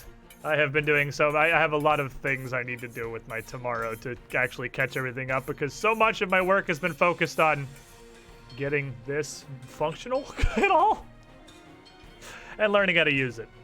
So, before we begin our show, in the afternoon, before we start actually letting people in, before the crowds even really start to gather, there's a couple of last-minute things I need handled. Do you want any temporary upgrades for this show? Do you want to buy any of the, like the confections, the disposable binoculars, any of that stuff? What does it do? The only stuff. We're not going to spend all our money on posters. Yeah, I mean, the only thing you could possibly really why you did splurge on the posters pretty good, is if you bring beer, it gives you a little bit of more anticipation. So it raises your potential earnings cap, but everyone's drunk, and a drunk crowd is a raunchy crowd, and they can be difficult. If not, then a second follow-up question for that is, as you are planning for tonight's performances, are you all going to be performing? Or is anybody going to be taking a side role, keeping things running, making sure everything's in order? And I will go ahead and automatically have Zerg running the security guard role just because he's not here. That's not your guys' fault.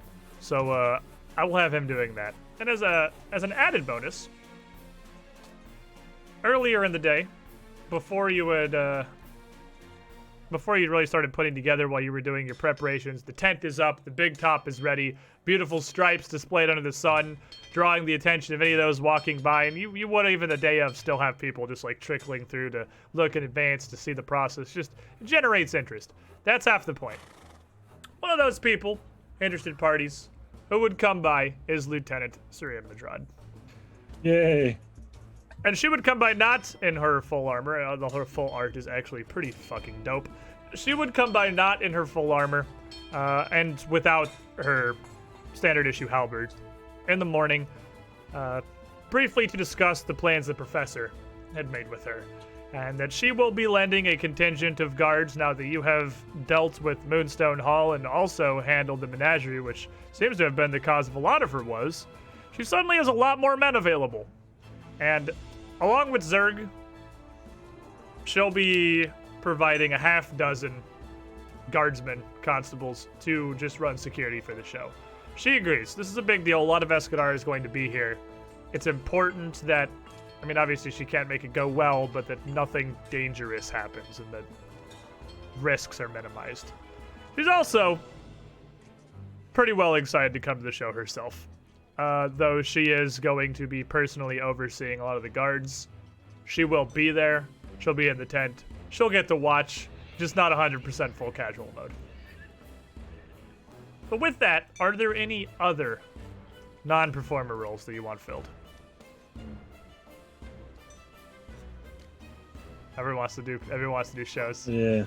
You know, actually, because I'm kind of working on mine a little bit, you know, with the wolf and stuff. I could take a medic role in case you have any injuries and stuff, and just sort of backstage it. Okay. If you want this to be in process, so you don't want to rush Shield, you are the absolute medic wizard. So any checks with the injury trait today, Arabus will be on standby and absolutely ready to handle. Everybody, you know, I got Selwyn flying around on a Pegasus. I gotta be taking care of my peeps. Ara's working on new stuff. I mean, Cookie the wild card. Who knows what could happen? I'm gonna make sure everyone's as safe as they can be. Right. Fair enough. Deck full of wild cards. So you're preparing, getting all your equipment together over the afternoon, near the evening, about an hour before curtain, as people are starting to gather around. The constables, led by Lieutenant Madrad, show up, taking their positions around the various entries to the tent. Just really, they're there to stand there, to be constables, to be a visible presence and a deterrence, really. They're not going to be like, unless you want them to, they're not intending to like pat people down or be checking anything, just so much as to be around. Yeah.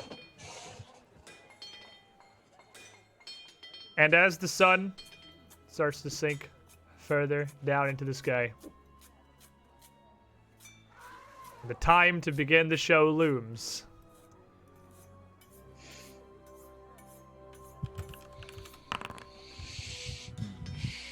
What do we God. got? Yeah, I see a Game Master dice rolling. I don't know why. Oh, nay. I don't like seeing that. It's fine. It's fine. It's So, fine. question mark. Is it fine? How fine is it? On a scale from like a 1 to 10, how fine is it? It's totally fine. Don't worry about it. So a 5 out of 10? Fine out of 10. I like it. We're good then. As you're all getting ready, you have a massive, absolutely massive crowd here. And as you start taking tickets, opening the big top, and letting the crowd into the tent, obviously there is always a contingent of people who come by just to see like the marvel of the circus running and don't have the coin, the time, or the desire to actually buy a ticket and go all the way through. There's always a decent, like some amount of people that filter back into the town. But it does seem to be a significantly larger group of people than it normally would be. There is, in fact, a surprising amount of the crowd that appears to be turning back and heading back into Escadar. Zerg and Lieutenant Madrad would be able to tell you that it appears a whole lot of your tickets, your advertising campaign was very successful, and you were not the only ones who saw the potential for profit here. Scalpers. A decent little ring of people had organized buying a lot of the tickets in advance with the intention to sell them at the door for significantly more than your actual price. So your ticket sales weren't quite what you'd hoped they'd been, because scalpers. Still, though, you've drawn in a pretty impressive crowd. Though it's not quite what you'd hoped, it's still solid. And as the time for the curtain comes, Selwyn is the ringmaster. Mm-hmm. You want to start this one out? I do. You guys want to see how cool Foundry is? Sure. I was just saying the chat in general, because I assume you're Oh. gonna Yes. head out. I'm gonna head into the middle of the ring. Look at this, it's And- so cool. Do you want me to open my door yourself? Yeah, I don't have to do it. That's my point. Yeah. I don't have to do anything. Behold, You can walk out. Now these into are. the empty stands. That's why my view is zoomed in, so they can't really see that. Because I couldn't find a good quick token for that. All right, go ahead, Well- Selwyn. It's been a while. As I walk into it, and the spotlight hits me. You know, the room darkens. Like, this is home. This is where I want to be. And with Hunter's outfit that I'm wearing, I'll pull down my hat and take out my microphone, my staff of hearing very far away. The ringmaster's staff is Yep. tailor-made for this specific purpose. Ladies and gentlemen, boys and girls, I'm sure you've all heard the dreadful news that the Celestial Menagerie will no longer be performing in Escadar, but worry not. In where they fall, a greater phoenix shall rise from their ashes. I refer to, of course, us, with a lot of their performers too, the best talent, the ones worth taking. So strap yourselves in, for you've got a night of wonders ahead of you. Some of them strange, some of them wayward, all of them glorious. Welcome all, welcome any, to the Circus of Wayward Wonders. And I'll head out. As the crowd, ready, thick with anticipation and excitement. Who was your first act, Selwyn? Well, obviously me. And Would you like a I'll- horse, good sir? I would love a fucking horse, dude. And I'll swap over to my my dark clothes really quick, like just really scooting real fast. While as you're the whole- doing that, I want to try something in Foundry, and I want to see if this will work. Tell me if you specifically see anything, because I'm curious if you can see when I do this. All right. Because it'd be really cool if you could, but I don't think you can. No. You can't. Oh, I had it on the wrong person. Hold on. I had to get my target on the right thing. How about there? No. Just question marks to you? Just question marks. Dang it. Is there a That shift is a- click to do that? I It was is a bit of a. wondering- Such is life. Well, do you want to then go ahead and private GM roll me a will save? Oh, nay. Oh God. Why? What's going on here? Because we're learning how GM rolls work. And everything's Oh. fine. And everything's Everything's fine. Maybe me staying medic might Yeah, have been a roll good it. idea. Cool. This worry is about it. gonna Go bad. Well, I'm worried about it now. Everything's fine. I don't know why you'd be worried. Here you go. Oh, that's so cool. Yeah, Do you see private. them? I don't see nothing Yeah, but questions. because that's so cool. I like this. I There like you this go. a lot. Okie dokie. So as you go backstage and as you start changing and getting ready here, you feel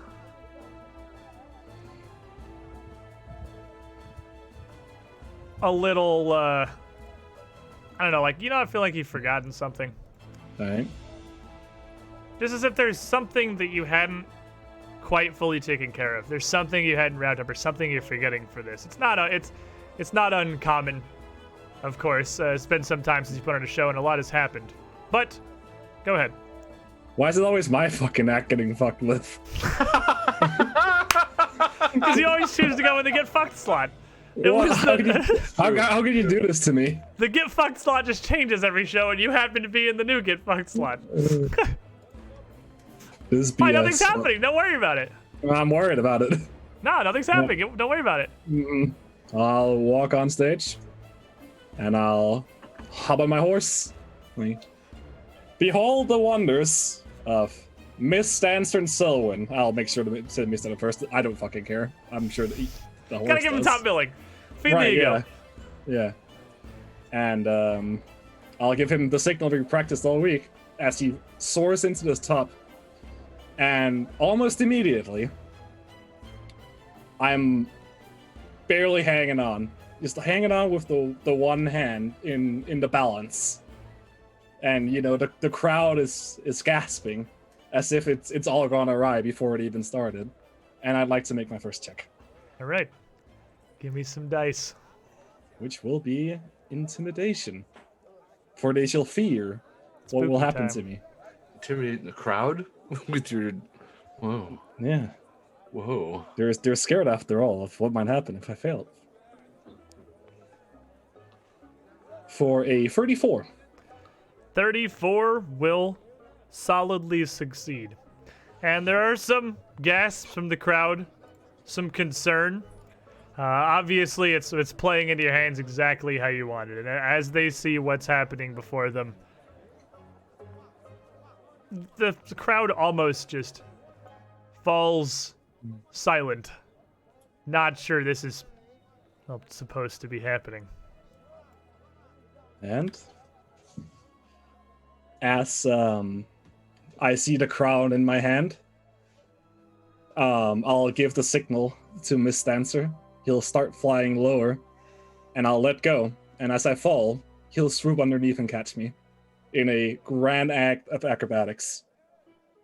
And there's gonna be a lot of that. I stand up on his back and start doing jumps, backflips, those kinds of stuff. If we're gliding through the circus itself, the whole top. And I'd like to make my second check for the acrobatics. And this will be 2 higher because I'm not wearing armor, and 2, I'm using the aerial trait. Okay. It's still a -4 from the agile, but Ooh. I would like to reroll my you session use your reroll. session reroll. Yeah, go for it. Ooh. Well, that didn't change. That happens. Same number. Why does it happen so much? It So at 26, always- 2 higher than that, you said? Is that Yeah, does that include the yeah. -4 already, or it does not, sadly. So, it so will 2 still be a lower failure. than that? Yeah. So yeah, 24. 24 is a normal failure. As you're going through, they almost seem confused. Like at first, they're worried this isn't going wrong, and then the crowd seems kind of unclear if this is a salvage or if this was supposed to happen. You know what? I'm gonna go for the third attempt. The show, the complexity, confuses them. Oh baby, go big or go home. Go big or go home. So this is gonna be, -6 as a net. So 6 in that. Yep. Okay. And lo and behold, here we go. Can I guidance? Absolutely, can guidance minus. I'm It's -5. So you can like shift click and just put a -5 on the end, so the actual number comes through. Oh, right, yeah. It's easier to do one-off modifiers now. Let's go to -5 circumstance. Yep. And roll. Stake the landing. Stick the landing. Super cool. As a 9th level performer, That is exactly the DC. Oh. Hmm. And this moment of confusion through the crowd as they're unsure whether this is, well, supposed to be happening or if this is some kind of great flaw, they realize what's going on. They realize what's taking place here. They've been had. That this was all a farce. It was all going correctly the whole time. And as you stick this, pushing it almost to your limits, the I cheering would leap begins. The beautiful sound. From almost 20 feet up, off the Pegasus, doing a spinning pirouette in the air as I land on my feet, thanks to Catfall. And as you do, as you're looking around this cheering crowd here, like, time almost even starts to slow at the adoration basking in from the crowd. As you can feel it, their approval, Miss Dancer's approval. You've proven yourself to the Pegasus. You've done your best, and almost single-handedly, just in the opener, almost certainly guaranteed a winning night. So, Miss Dancer and Selwyn come back wildly successful here to the backstage area. It was very good, Selwyn. I was a little nervous a couple times, but very impressive. You too, Miss Dancer. This flying, oh my goodness. And perfectly. Well done, Miss Dancer. He would just kind of nod and look down to you and to Arbus. It seems that without the kinship of another, even I never truly knew how capable I was. Hey, ho 5, right? He will not Oh. know 5. But he is big, Maybe next time. and he will make his way out of the backstage area just because there's a lot of people here and it's kind of cramped. He doesn't super like hanging out in the back. Yeah. I remember So to with- give Selwyn a high five. With Oh, a high five, successful build-up, Hell yeah. the crowd's already warmed up for you. They're going to be a little easier for the rest of the show. But you're going to need 2 tricks for the right and the left ring for the build-up to the main event. Successful opener, sorry. Who is going to the 2 wins? Who are we sending? Well, it is customary for the Circus of Wayward Wonders to have new acts do the performance on the opening night, or the first night of the show. Now, So at some point over the last couple of days, actually probably just a day or two after you had managed to finish the Celestial Menagerie, Martin would have made his way to the circus grounds. He would have Yes. showed up. He would have discussed some things, some ideas he had for juggling and using his innate fire resistance to be a little more daring. Something almost kind of much what akin to what you had done previously. And with his demonstrated talents, he is surprisingly skilled. But I don't think I ever actually mentioned that. I think I forgot we were going through the anticipation bit. build-up of the advertising. You do have Martin Tevel's act as well now. right. I think that So- should be in your journal too. Yeah. And Okay. that leaves us with a perfect solution for the build-up, given that we have the selection of both fire and water. So let's put Molten Martin and Dinian? Dynan. Dynan. Molten Martin and Dynan heading out to the rings to do their performances. 2 of your newest performers. And yeah, it's kind of an interesting twist on the thing. They've got the opposites going here. So, as they head out into the ring, who wants to roll their checks for them? You guys got it. I'm I not going can to roll take Dynans. rolling dice away from you guys. I'll roll Dynans. He's my friend. So Dynan will head out, and he will start up. Dynan, the amazing aquakineticist, as he's called. Some of your roustabouts, some of your assistants, bringing out a small cauldron, not even a full barrel of water, into the ring. Where he stands behind it, his arms folded behind his back, almost kind of like in a parade rest stance. Feet spread shoulder width, just looking out across the crowd with a very neutral expression. He brings one hand around over the pot, then brings out the other up above it, and the water slowly starts to move a bit in the cauldron until It's almost like a drip, but backwards, as it sort of arches upward to a point, and a globe of water shoots up, splashing into his hand, and bouncing from one down to the other. Before it does that a few times, he raises his hands up pretty wide, and these droplets are fairly large. Visible, perhaps not to those in the farthest back of the stand, but large, obvious, and the water has been treated as well with some coloration to make it an incredibly bright, vivid blue. And do you want to roll me his occultism check? So is it a plus 14? Plus 14.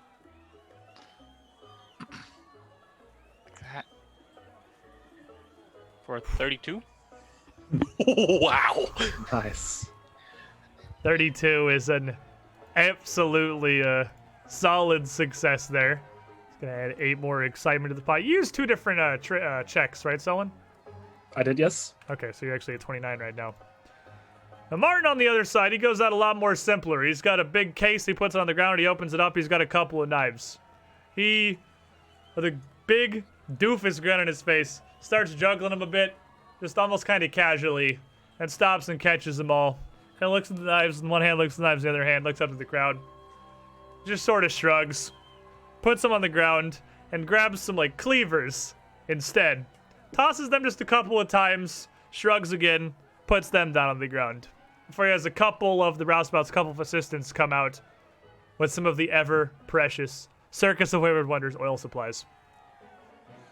Will they absolutely drench the whole of the blades strewn out, embedded into the dirt floor with oil, before he goes around with a flint and tinder and sets each of them alight. Small little pyres. They're not cautious with the oil either. So as they catch, it's just like a little whoosh of conical flame up from the ignited oil on the ground up to the blade, the handle, and everything. Before he looks at them, nods a bit, reaches down, picks one up, tosses it back and forth, and starts tossing it as he goes down the line, adding more and more of these knives, the entirety of the blade consumed in flames, to his hand. And who wants to roll for Molten Martin? Didn't you do it? All right. And we got volunteered. All right, so give me a performance at plus 16. Okay. 16. Huzzah. Oh, shit. Maybe you shouldn't have done it. There, yeah. Oh. Oh, you gotta reroll. You can't do this to Molten I Martin. can't hero point somebody else, can I? You're making the roll. It's your roll. You're making the roll. I'll let if you want to use your hero points for Martin, I'll let you. You can't do this to Martin, shouldn't you? This is opening night. You You can't be fuckers all costing me hero points now. It's your session reroll, isn't it? No, I already used No, that. it's his hero, Oh, he hero did. point. Ah, You it's can't do whatever. this to I'm Martin. gonna. Damn it! I'm gonna burn one hero point It's worth it. for Molten Martin. I tell you what, I was pretty excited about his trick. I almost got locked up. You know in what? this. Like, you can tell this isn't Molten Martin making the roll because his rolls would be hot. No! Fuck you. Oh! That's what you get! Sunmu 36! Shenmue 36! Hero, I feel like those two occurrences, hero pointing into the exact same result and hero pointing a 1 into a 20, are both in way more common than they have any right to be. Yeah.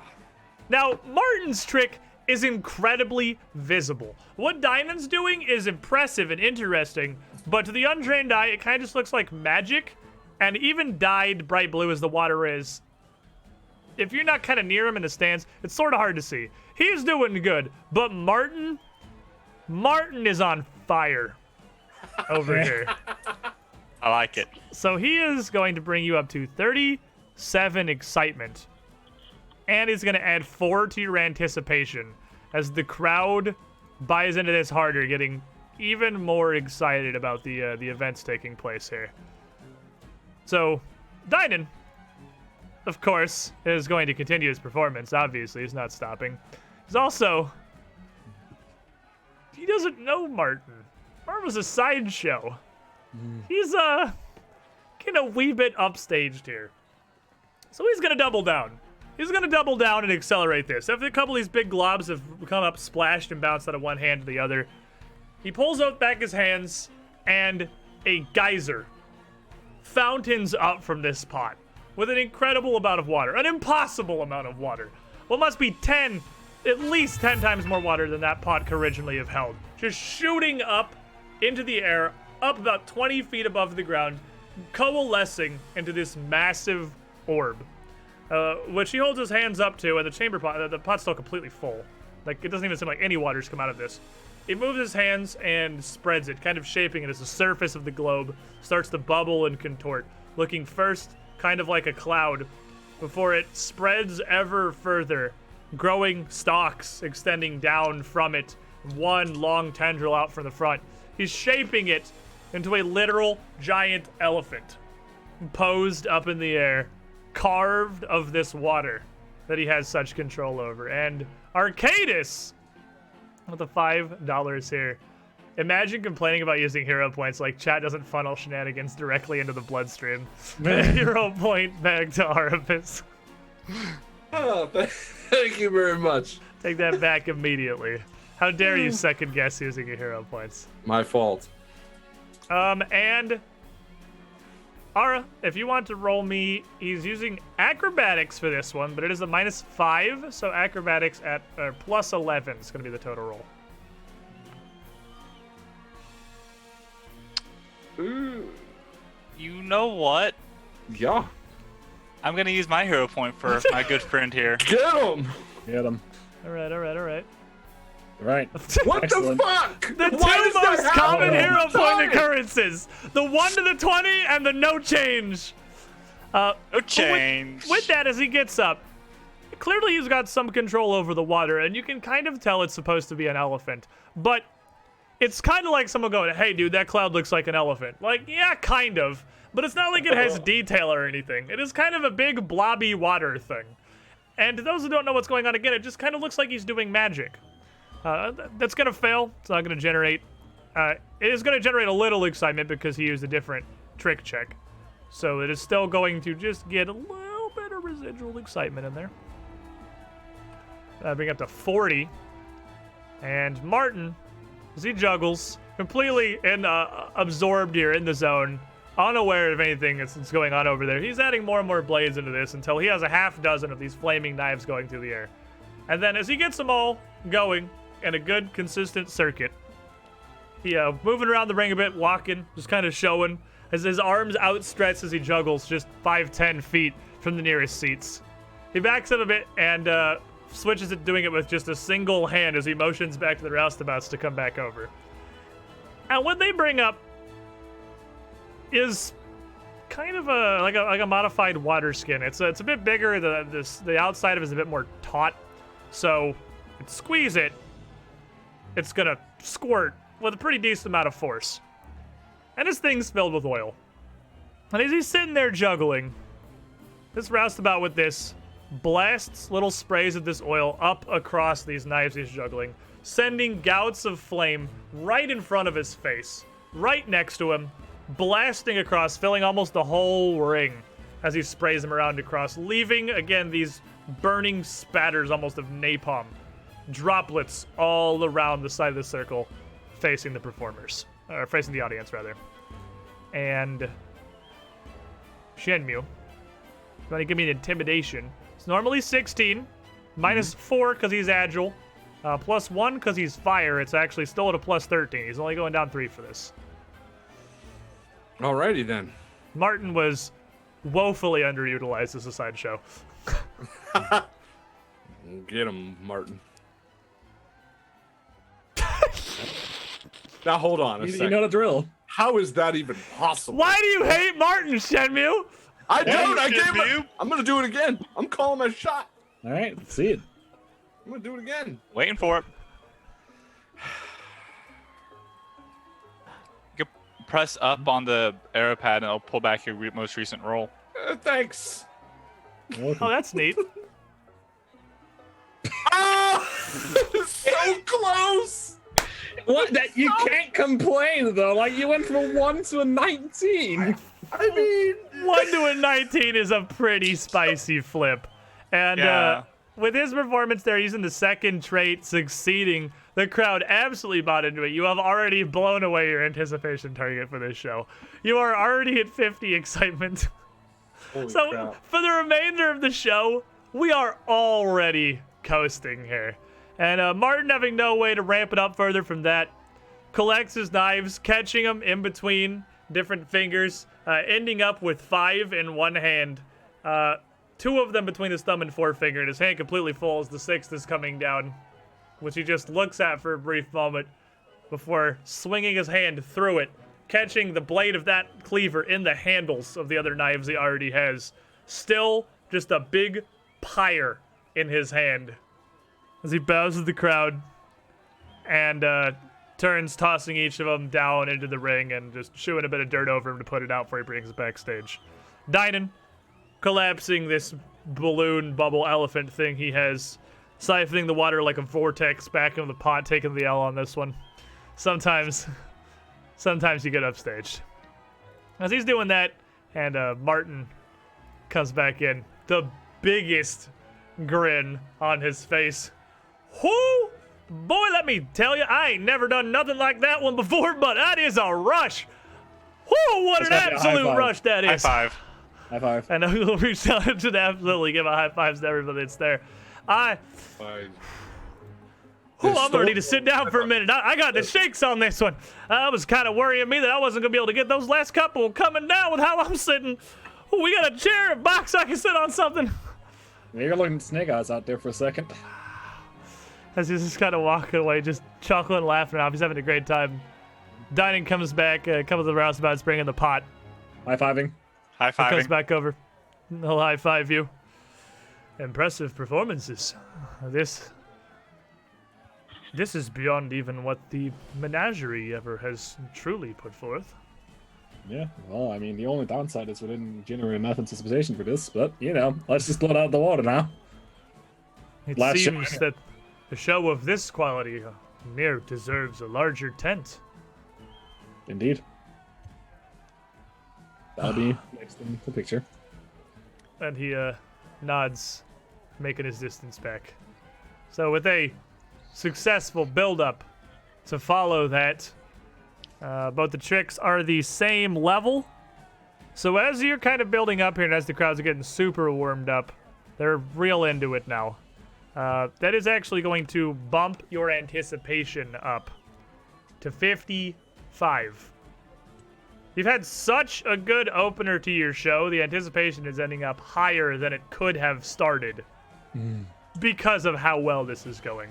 And Solon, again, as you watch over this is just... It's like you're floating through a goddamn dream here. This is, even after your first show, the most incredible success you could possibly have hoped for. And even when your friends, your companions are performing, it's like their successes are yours. Just overwhelmed with this joy. But it's time for the main event. One trick in the center ring. The star of the show.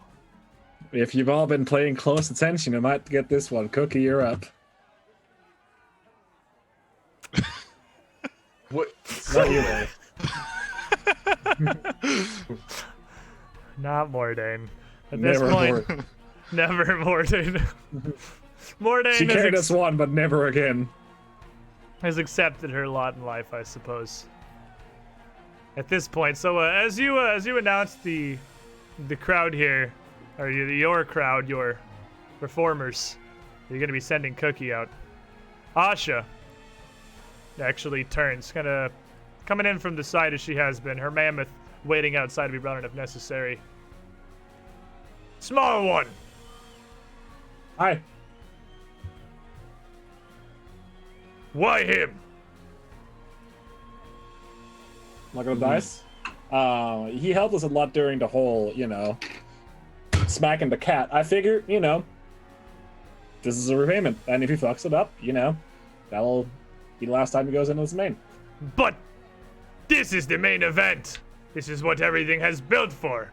If you are going to send something small, you should send the strongest. And she gestures down to her side. to Jeremiah in his cage. He is perfect! I do not know where you found him, but none can top his performance. His simple existence is better than anything I or anyone here can do. So I assume the will save was against Jeremiah. You've already been making your will saves against Jeremiah. Well, no, it's been a day. It's been many days. Yeah, you are not, unless you wanted to autofill, currently overwhelmed by your love of Jeremiah here. Not to the point where I'm fucking over. You want to put a blob that doesn't do anything into the middle ring. You know, Jeremiah is fantastic, Asha, but imagine if Jeremiah gets hurt. We've had things happen in the main ring before. You can't get hurt today. I'm on the case, Selwyn. I will Nobody not could hurt Jeremiah. If anybody came for him, I would kill them and everyone nearby to protect him. And then yourself? Well, there you go. If necessary, I would die for him. I have never seen a creature so pure and perfect. Which is why we can't let the unsullied masses see him. They might try to take him from us. Right. What if we cannot resist? What hope do they have? Wait.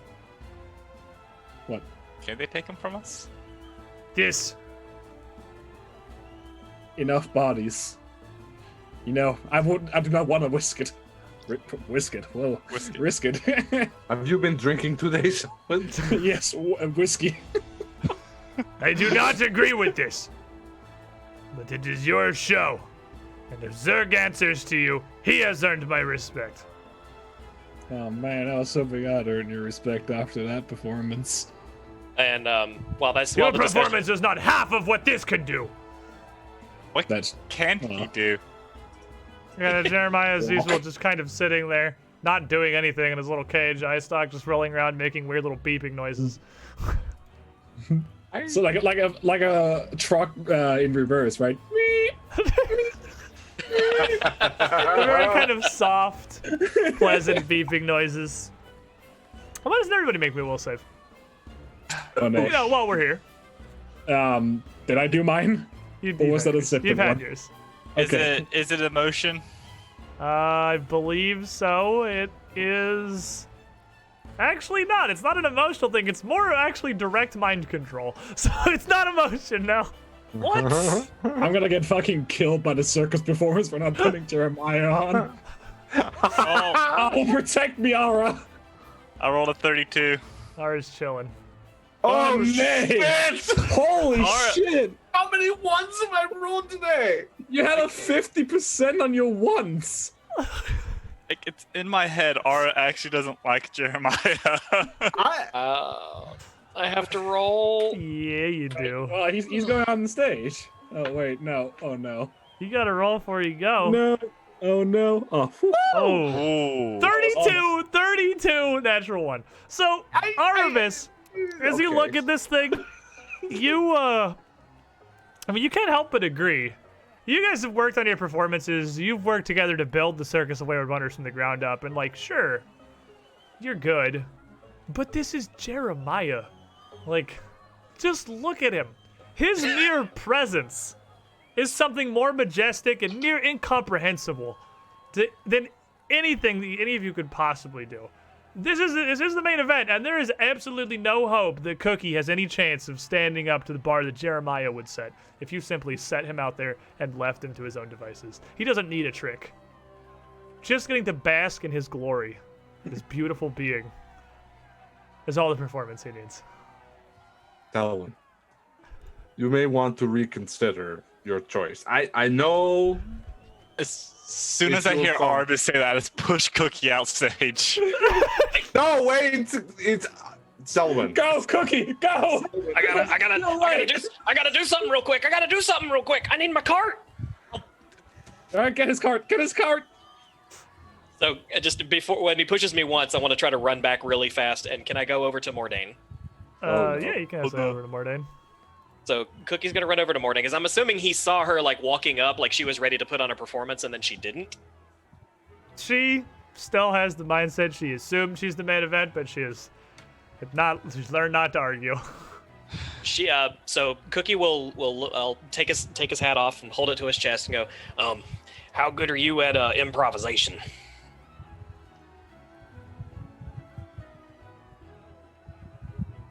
Come again? Why? Because I'm really good at cooking, and if I've been seeing what you've been practicing, right, that you can escape from a tank of water, right? Of course, no magic, simply a feat of mere skill. What if it looked like I was cooking you? Oh my god, that's a great idea. I think I can work with that. Yes, this. And she considers it for a moment, and you see thoughtfulness, and she glances down at you, and almost this like brief flash of disgust crosses her face, but she hides it for a moment. Very well. Small lizard. It's a cookie, ma'am. Cookie. Yes, right. Whatever. Of course. I have carried this show on my shoulders before. I'm more than happy to do so again. Just one fucking time. All right, here we go. And what happened to you, stupid level 2 act? And so hang on, the player needs to do something real quick. Oh boy. My backhand will send you into the age of Is fucking it sick bar. Evandale, thank you guys for the raid. Welcome. Perfect time to show up here. Caffeinated Viking, appreciate the follow. Put on a circus show here. Oh, the chef's hat's coming out. That's when you know it's a good time. Oh, yes. As soon as I see him put on the hat, though, Selwyn, you don't understand. I think Jeremiah could steal the show right now. I don't want him to steal the show. We have new people here. Listen, the Stormlord himself has told me this is the way. Don't lie to me. How dare you, Selwyn? You lying to me. No, I'm just saying that the Jeremiah would. You would die for Jeremiah, understand. You can't comprehend his performance. It's his most beautiful thing. Is it his most powerful move? Definitely. Absolutely. Well, let's go, lady. No, don't let them go out. They will fail miserably. Well, we already succeeded. Like, can you hear the crowd? You hear just like the huge cheering coming from the outside. The crowd is going bananas out there. So like, that's the perfect clearly time audible. Without Jeremiah. No, Jeremiah must be saved for a special occasion when everything has gone wrong. Jeremiah's our secret weapon. We can't unveil it so early. Let's go. So Cookie has a push cart that doubles as a stove and brings her and helps try to push her thing out. The and tank. The tank, yes. All right, I'm very convinced you can just lie. One of them know. Jesus. So, yeah, as you kind of push your tank out there, and she has a couple of her own roustabouts that more or less are counter and answer to her that'll come help you move this thing out here. She's got them practiced. She motions them to come over and they bring it out. It's just they just don't fill it first. As they roll it out, Mordane walking, her sequined white dress flowing around behind her. She flashes a half smirk smile at Selwyn as she passes to take the center stage. And I'll move up with her and move the cart into position right in front. And with the crowd going in, Cookie will reach down and he'll pull out what looks like a very small hat, and he will hand it over to her. It's the same color as her dress, so I mean it's a white sequin dress, right? Yeah, it's a white sequin dress. So it's just a little white, like a little assistant chef cap, and he just go with it, please. I want to interject here and say Selwyn has a wild fucking grin from out here behind backstage. You did this, Selwyn. You did this. She's I out did there none of this. performing, and she shouldn't be. I think Mordane's gonna do great. She accepts the tiny hat with a very forced actor's grin on her face. And brings it up. Puts the tiny hat on her head. And it turns to the audience. Doing a slow bit of a twirl. Gesturing towards the tank. And to the tiny lizard as she steps out in front of the tank to draw the attention. And Cookie as loud as he possibly can while the crowd is going, "If you've been ready for a show, you're gonna get you a good old show. If you've been around in the market square, you've tasted Cookie's cookies. And now you're gonna see the main course. And this is Mordaney the Magician." Her eyes, like, flare with rage for a brief moment before she gets it back under control. You're hearing like muffled laughter from outside. So she turns around, shoots a very hateful glare down towards Cookie, before slowly, very exaggeratedly, ascending the steps up to the top of her tank. And her tank has like a latched hatch at the top of it that she climbs through. So she opens it, and then, pausing for a brief moment to think, climbs inside and signals the roustabouts to go about things as they usually would. So she sits down on the edge of this hatch, turns around, both of her hands out, wrists together, as one of the assistants puts these pretty big, thick iron manacles on her wrists, which she turns and shows out to the crowd up above her head, twisting her arms around to show she can't separate them. Before the assistants help, with a little bit more difficulty than usual, because normally the tank is full of water, lowering her down into the bottom of the tank, where again, she resumes her traditional scene of pantomiming this distress, her hands up against the walls, but it looks a little more awkward when she's just kind of standing there, not flowing in the water. Like, her dress and her performance is very well designed for her to be kind of floating in this tank, but she's doing a decent enough job of winging it. So Cookie's gonna look towards the backstage and give a sharp little whistle towards Dynan and like motion for him to come out. And he's gonna point at the tank, instructing to fill it up.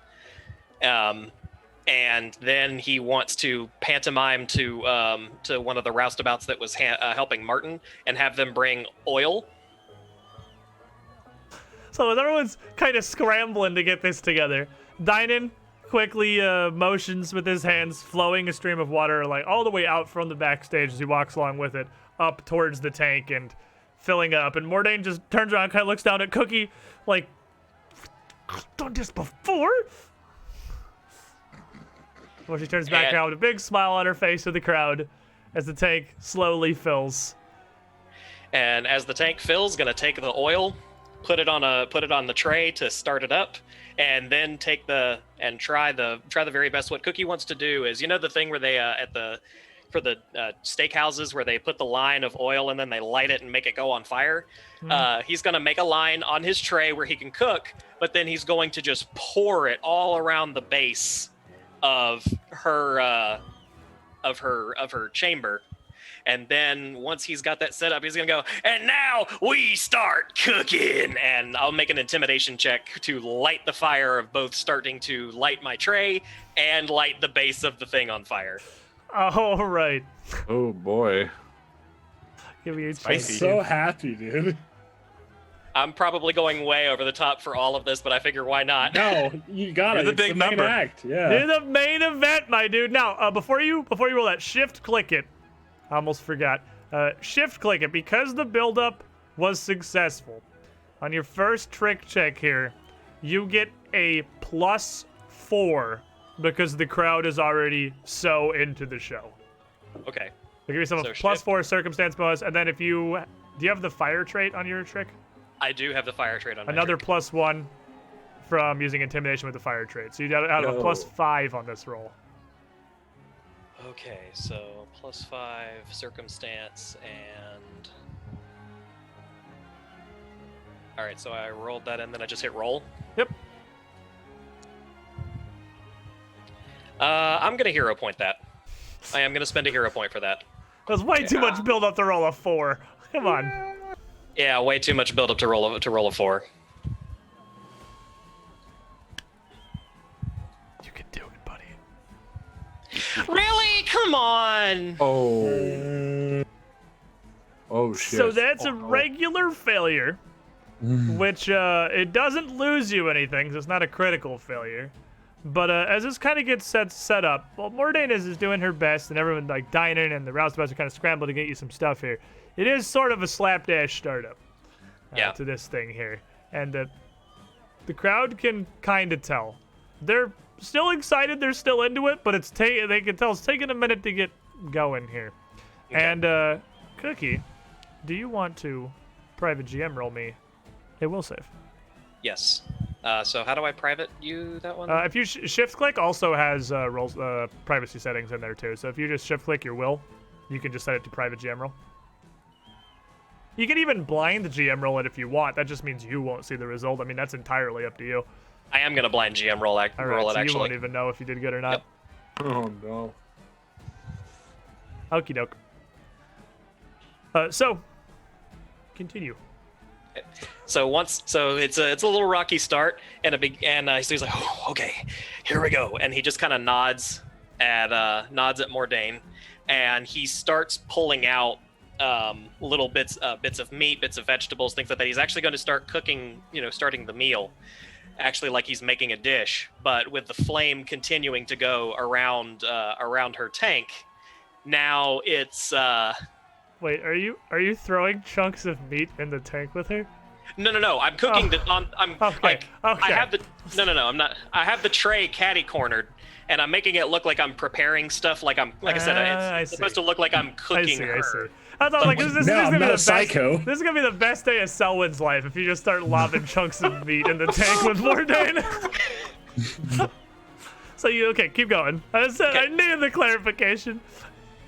Yeah, just making it look like I'm basically turning her into a stew is what I'm doing. So, cooking, and so this is the second part of the trick. So this is agile because I'm using my knives and things like that. Okay. So. And then she turns and sees you doing this. She turns away from the crowd to face you, still kind of miming this distress as you see her twist her wrists around, and since she's facing directly and like right in front of you against the cage, you see she turns these over. The manacles actually just completely detach. And then as she takes her wrists out so that the one hand's completely free, she just latches it back again. Before turning back to the crowd with her arms spread, miming as she's still stuck in the tank. Okay, so do I still get the +4 for this from before or no? Are you intimidating again? No, I'm acrobaticsing this time. Okay, so you just get a -4 for being agile. Okay. But you do automatically generate 2 excitement just for the variety. Okay, so do the -4. Okay. Sorry, learning. Yeah, I mean that's why we're doing this as our first Foundry. Oh my god. Can I? Oh my god, I will hero point that as well. Oh, obviously. nay. Please, Foundry, don't do this to us. What have you done? Foundry, please. You don't trust it. I'm also going to use a guidance that I know I did. I have like 3 guidances. Okay, all right. So it's a -3 instead of -4. Yep, so. Cookie doesn't believe in Foundry enough. I do believe in Foundry, though. I really do. If Jeremiah was out there right now, I'm sorry, I was wrong. It's because everybody's Cookie's doubting doing me. great. Cookie's doing amazing. It's because everyone's doubting me. I got this. It's your first time. no! Oh, mother of God! Oh, it's a critical failure. Oh, It is no. No, it luckily isn't. Because the DC is 26. What? Why is it 26? Because that's the level DC from the line. Oh, I thought it was 29. Oh, you're right. That is not, in fact, a critical failure. I thought it was 29. That is a Yeah. regular failure. So, by this point, the crowd goes mild. The crowd goes They're like- wild is absolutely what's happening. And you can see, as you're here, Cookie, that as Mordain reaches up and starts to try to mime at the top of the tank, she stops for a brief moment and just kind of looks around back and forth, looks down at you, and looks back up and like closes her eyes like she's focusing really hard. Like she's having difficulties with this. So It's not my fault! Maybe it's a bit my fault. So Cookie just goes, maybe she's signaling that she needs more danger, and so he's going to just reach down Oh no! grab one of the pots of oil, haul back, and smash it at the base of the tank to really make the fire go up. Erupts into a massive flame. Mordain opens her eyes again, her eyes kind of wide, just seeing basically a wall of fire outside of her tank, and she just freezes. Uh-oh. I have my hand on my bandolier right now. Salwa! Don't worry, I'm ready to cast haste. Cookie, what are you doing? Nothing good, I'm sure. Nothing good, I'm sure. Calms. All right, I'm gonna try. So he throws the fire down, and I'm trying to have it so that he can give her a cover. And can Cookie see that she's freezing? Through all of the fire? I mean, probably you're right in front of her, but she's kind of frozen for a minute. Okay. I'm gonna roll an acrobatics. What he's gonna try to do is use a knife, because I'm assuming this thing is latched, right? It is a latch on the top, yeah. There's a latch on the top. All right, so I'm gonna try to use a knife to basically bounce it off of the tray, and try to shoot. I'm trying to think of how to do this. So basically, get her to snap out of it, but to make it look like he's juggling he has the knives that he's going across his tray while he's cooking and watching her, and then he's just gonna bounce one off on the thing to hit the tank to try and get her to pay attention and get her to escape this time. Alrighty, so give me an acrobatics at a -8. Okay. We're gonna salvage this yet, my dude. I'm gonna try. We're in there. You just gotta believe in the heart of the D20. I do believe. I just wish that it would need believe to in me. believe. I do believe. I don't believe you. I believe. Time to push that guidance then if you believe so much. I do push in another guidance. then, -7 instead of -8. because I have one left. Wait, okay, so the DC is one lower, right? Because I succeeded. Yeah, it's 25. I thought it was 28, but it's 25. Wait, doesn't that mean his first thing succeeded? Alrighty, what if it's okay? Because I thought it was 28. You're on 1 success, 1 failure right now. Yeah. Hey, here we go. Are you serious? Oh, fuck! I think you need some new dice, my friend, my dude, my pal. My buddy. I'm gonna spend another hero point and re-roll. It can't keep happening.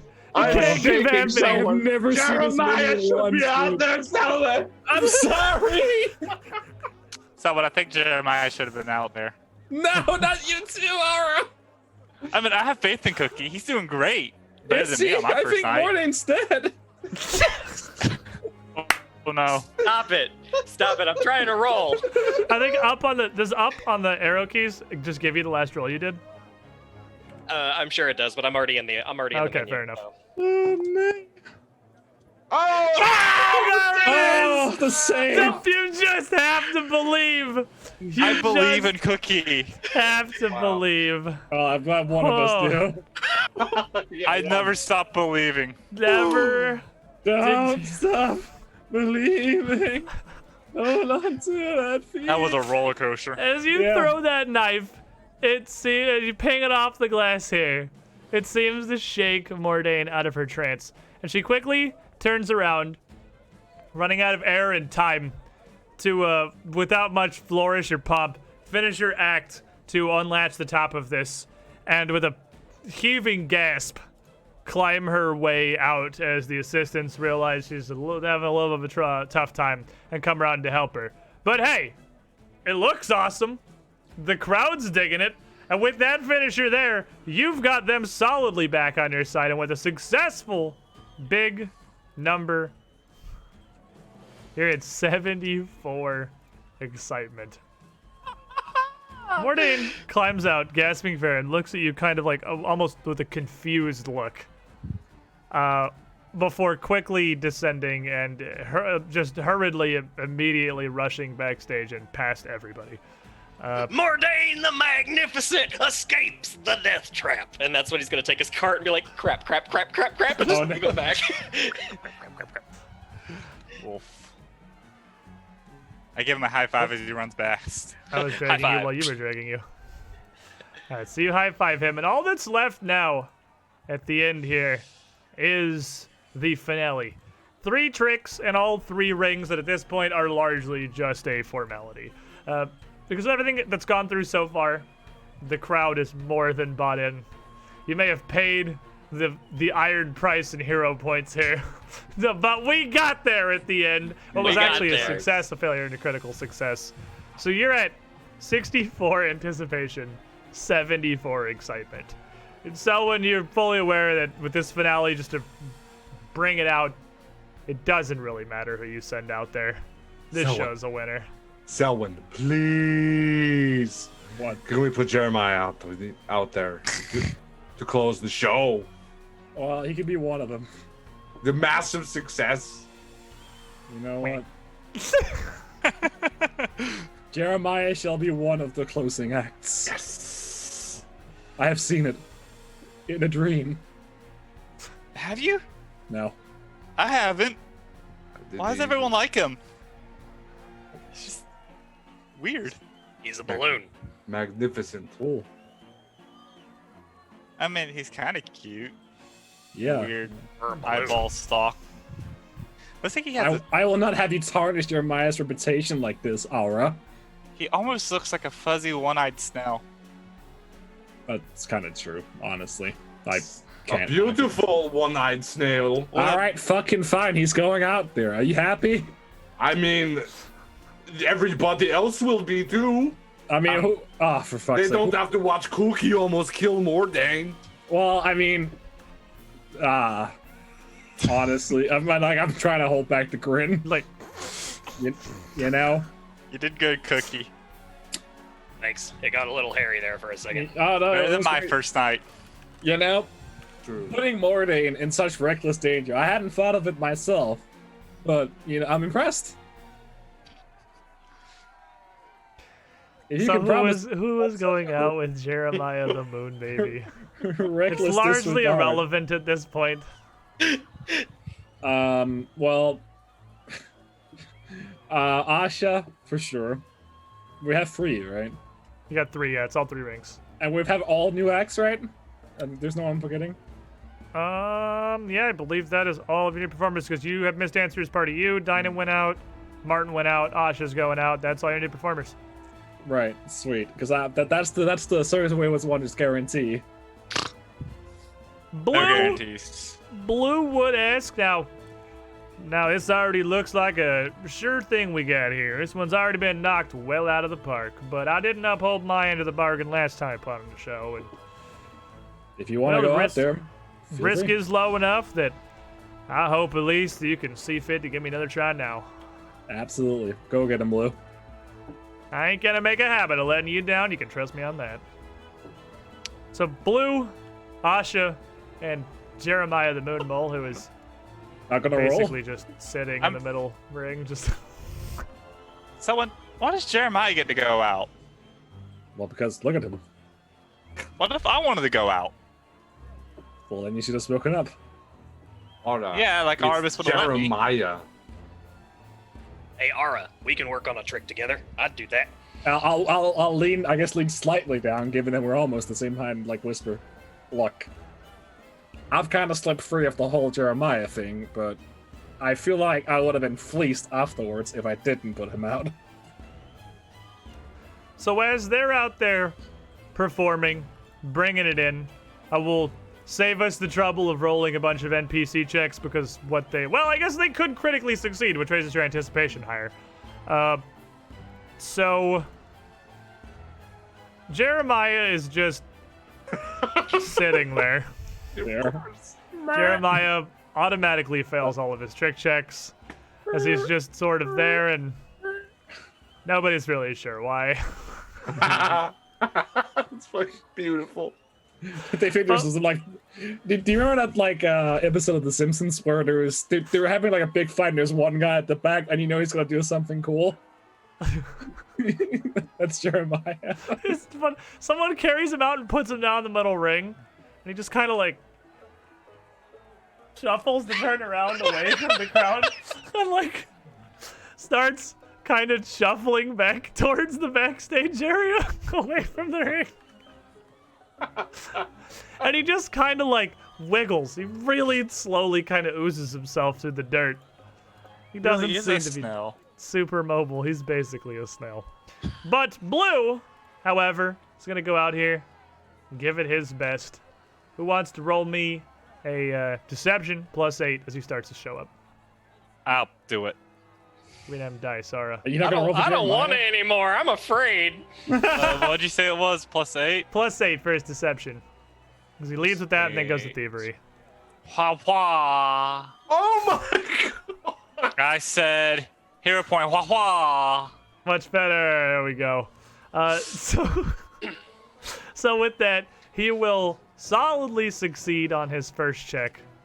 Meanwhile, across the ring, Asha starts her act very simply by going out with this massive mammoth. Asha dressed up exactly as pictured here with a bright pink tutu with a massive frill around her waist. Almost tiptoeing, and not so much like a ballet as a mock ballet stance. As she leads this giant mammoth around the ring.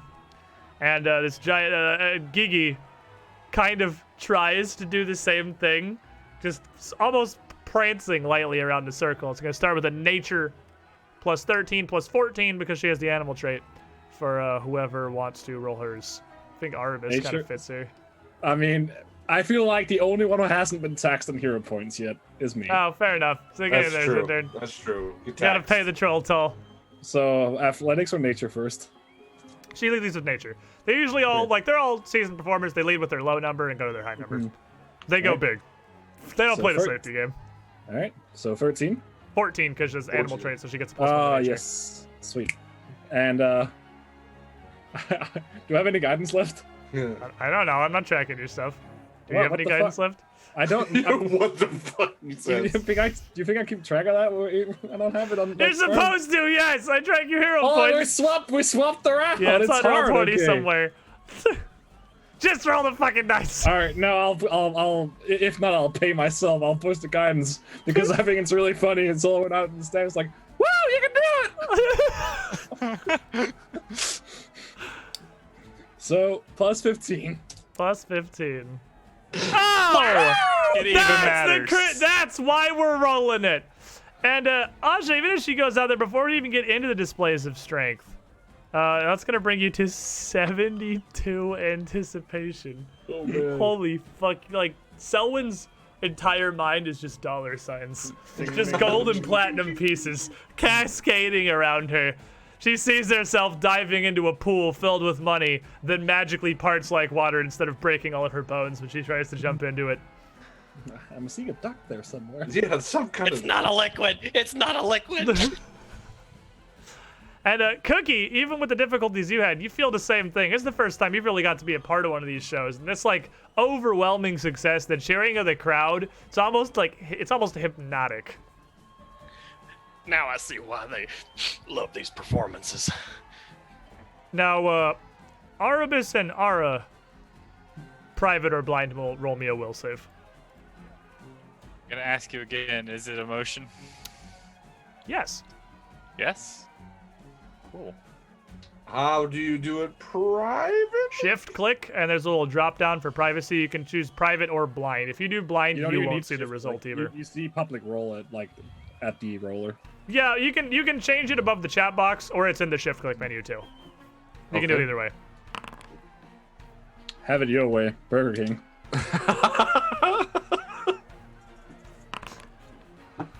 Okay. If only I was sponsored. So, Ara and Arabis, as you're here, you're feeling a little bit different here.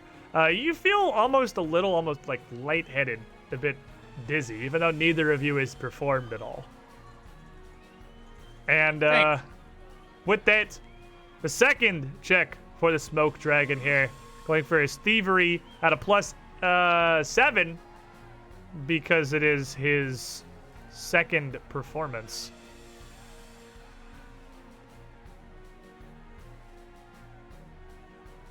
Who rolled? Oh, that's you. I spaced that's out you. for a second. Yeah, you He did. really is feeling lightheaded and dizzy. He has no reason anymore. What is it? It's +7 on his deception. plus. Good, it's a -5. It's been a long Or a circus thievery, day, rather. my friends. It's been a long circus day. I'll be right back. It doesn't critically fail, so it's just not going to generate any excitement.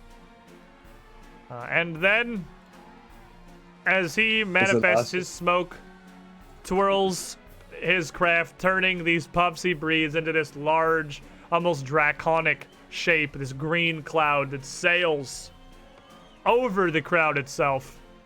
You've been around him some before. You know what smoke he uses for this is it's kind of special stuff. It's actually incredibly sweet smelling as it turns and flaps, powdering this like light mist, these curls of smoke across the audience. Asha, as she has gone around the ring with Gigi, this initial display, climbed up on his trunk to be lifted high and just flexes one mighty bicep before Gigi puts her down. She flexes the other and it takes a very wide stance, almost like she was getting ready to fight Zerg. Bends down and kind of crosses her arms, grasping the elbows across the front of herself, and steadies herself as well as she can as the mammoth comes around behind her and rears up on his hind legs, gently tiptoeing forward to climb on her back. Oh, boy. Zindern, this is going to be the athletics +14. Plus 14. Time to get ripped. Oh my god, it's so good. Oh, it brings me such joy. Oh, and the world resounds with me. An absolutely solid performance. Gigi What a unit. gets up on top of Asha. And it seems like as his back leg leaves the ground and his full weight on her, she gets like 2 feet shorter, scrunched nearly all the way over. She certainly can't walk like this, but focus in her eyes, sweat running down her brow. She shuffles her feet slightly in the dirt just to pivot slowly, just to turn as Gigi trumpets on her back, her bearing the entirety of her mammoth's weight. Jeremiah continues to noodle his way out of the ring, back towards the backstage. He does not seem like he wants to be back here. He does not seem particularly happy with this. He's not interested. It's spooky and he doesn't want to do it. But with these successes here, we end up at 72 anticipation. 72 anticipation. Good job, team. That is, it's pretty ridiculous. That's gonna earn you, all right, prestigious number of shows you've done. That is going to earn you another 2 points of prestige, certainly for a successful show here, as the sounds of the crowd kind of start to diminish as you all move backstage, your victory solidly in hand, letting the curtain drop behind you for a huge pile of money. Glorious pile of money. What are you saying, Colby? You closed the curtains and Jeremiah was just still out there noodling around. No, I found Jeremiah back in there. Close the curtains and shut Jeremiah out. But as you come back, as these curtains come together, and the roustabouts start gathering up some of the things, the performers, there's just palpable excitement. Selwyn, knowing how much money you're about to make. Cookie, your first time with a spectacular show. This excitement is near overwhelming for the two of you. But that was an absolutely damn good performance. Cookie, as you're here, like, kind of just overwhelmed with this opportunity of what you got to experience, what just happened. And in fact, you pulled it off. You pulled the trick out. Your head is swimming, almost. It's, again, just dizzying. And Arabis, meanwhile, you still just feel kind of slightly off. As the professor turns to the group of you, as you all come in here. He closes the curtain and then kind of quickly raises a hand up to his temple. Well, by all accounts, that was a spectacularly impressive show. Oh. What's wrong with your head, Professor? I'm either getting old or getting out of practice, one of the two. I'm just tired is all. Oh.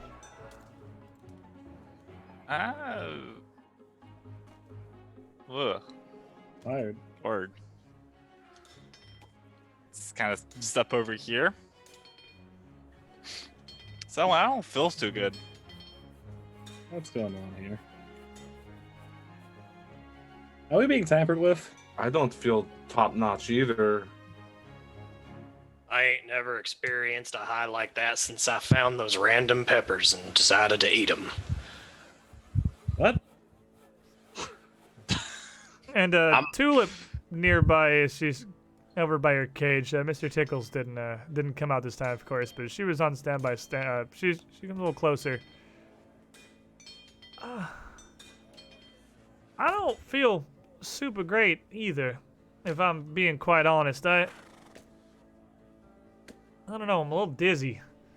It's probably for the best I didn't go out there.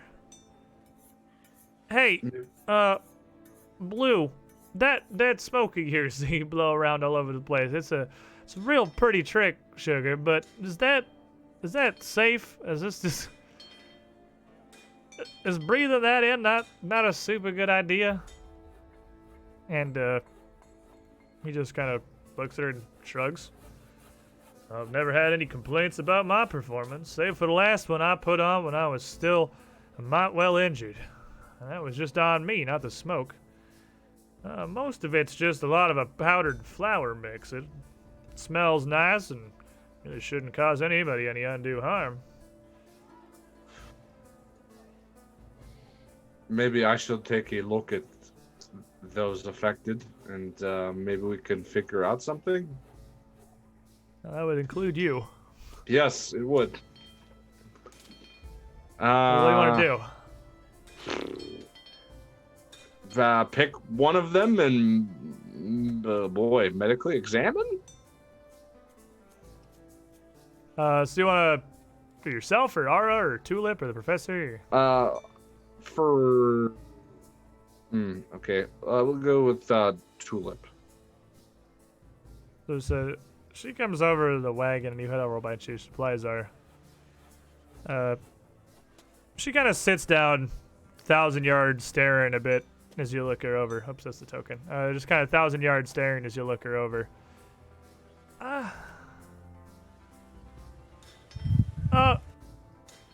Selwyn, Cookie, Blue, you all seem like you're perfectly well enough.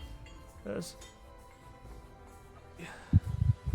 anybody else who did go out on the stage feeling any weird? And she looks around. I can start seeking. Yeah, you can start seeking for sure. Dynan kind of shrugs, looking a little bit confused. The Flamboni sisters both also look like they're pretty tired. And it becomes apparent that something is going on here. Mm-hmm. Featherfall 5, whose children also seem to be pretty well affected, and are getting very upset, quickly leave to head back out to their wagon, not really sure what exactly is happening. Martin, however, kind of walks forward a bit. Oh, if I was going to be honest with everybody here, I'm not exactly feeling my best either. I don't know, I was chalking it up just being a mite bit exhausted from a hell of a damn performance you lot put on here. I feel like I can't think straight. So, Arbus, give me a medicine check as you're kind of looking her over. Okey doke.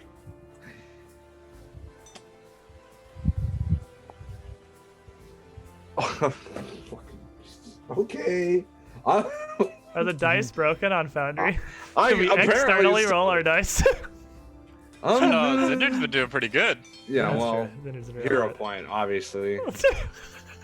Hero Yeah, I point. said I was gonna get taxed, and I didn't get taxed. It's a good day to be me. I mean, it's still a 25, but Yeah, 25 is still pretty good. So as you're checking her over, nothing appears to be physically wrong with her that you can tell.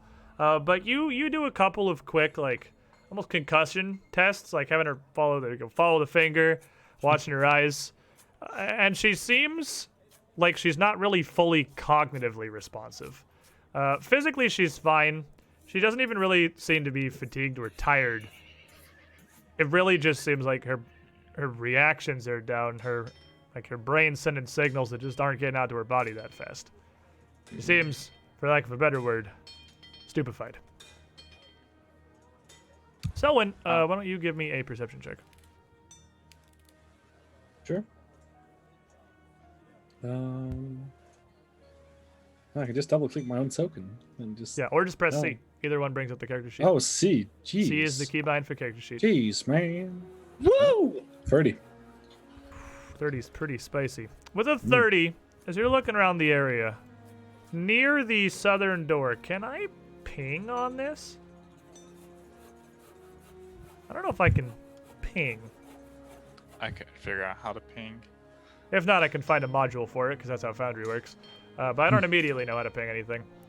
Down near the southern door, like, by the stack of boxes in the wagon, you can see just the slightest disturbance in the air. As you Oh, look where's at that? it, focusing... What?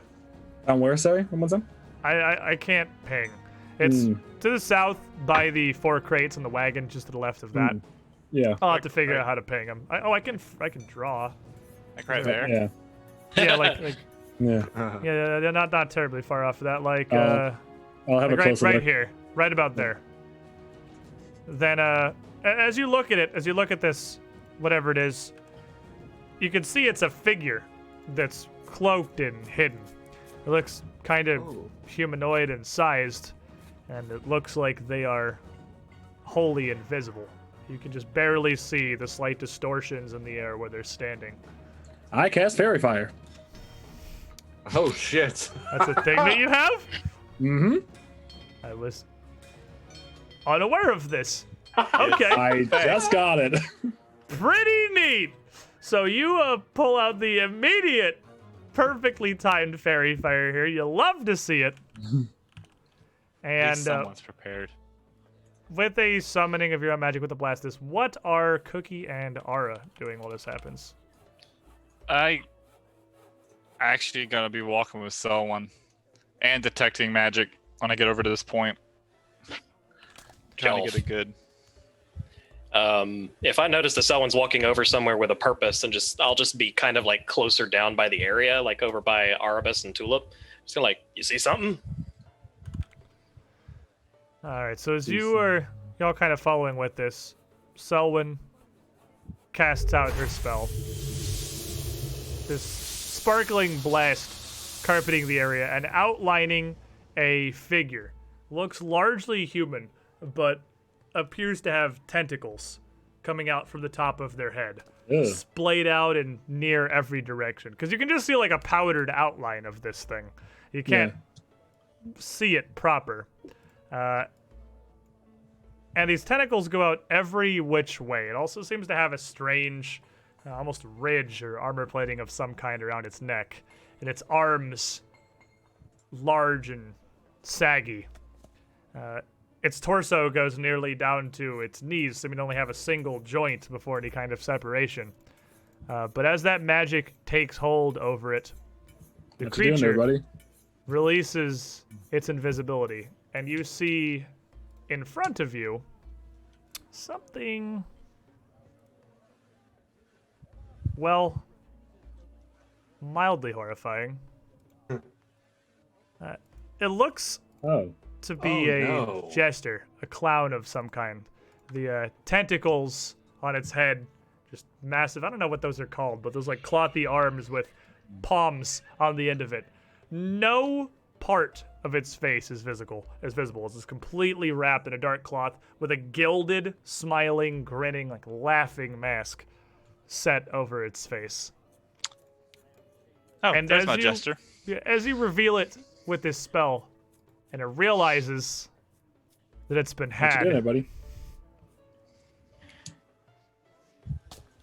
it brings an arm up swiftly, like almost reaching, grasping towards Selwyn's face. And it is here we are going to do a new experiment, which is rolling initiative, because I mostly understand how this works in Foundry. So, if you right-click on your token, the bottom rightest thing, which is the crossed swords and a shield, can you toggle that yourself? We should be able to. Nope. No? No. Okay. Oh wait, I just clicked it and it turned on. Cookie It's gotta definitely highlight. just did Oh, it. it does. Yeah. Yeah. Like this? All of you, yeah, you should be able to do that, and that will add you to the initiative table. And then, if you're just going to be rolling standard perception for initiative, you can actually just click the d20 that is right there, D20 that is right there. and it should roll initiative for you immediately. The ones today. Wait, which Seriously. D20 that's right there? Sorry. On the On combat the, tractor. it's the fist on the thingy on the right with all the tabs. The fist is the initiative tracker. It's not. It's called the combat tracker. Yeah, it's not a separate window, and I don't know if you can separate it. But if you can't, there's Interesting. probably a module that can do that. Because it You does can look like you have separate to it. go. Right-click it. Right-click it. Oh, look at that! That's exactly the kind of knowledge we're looking for.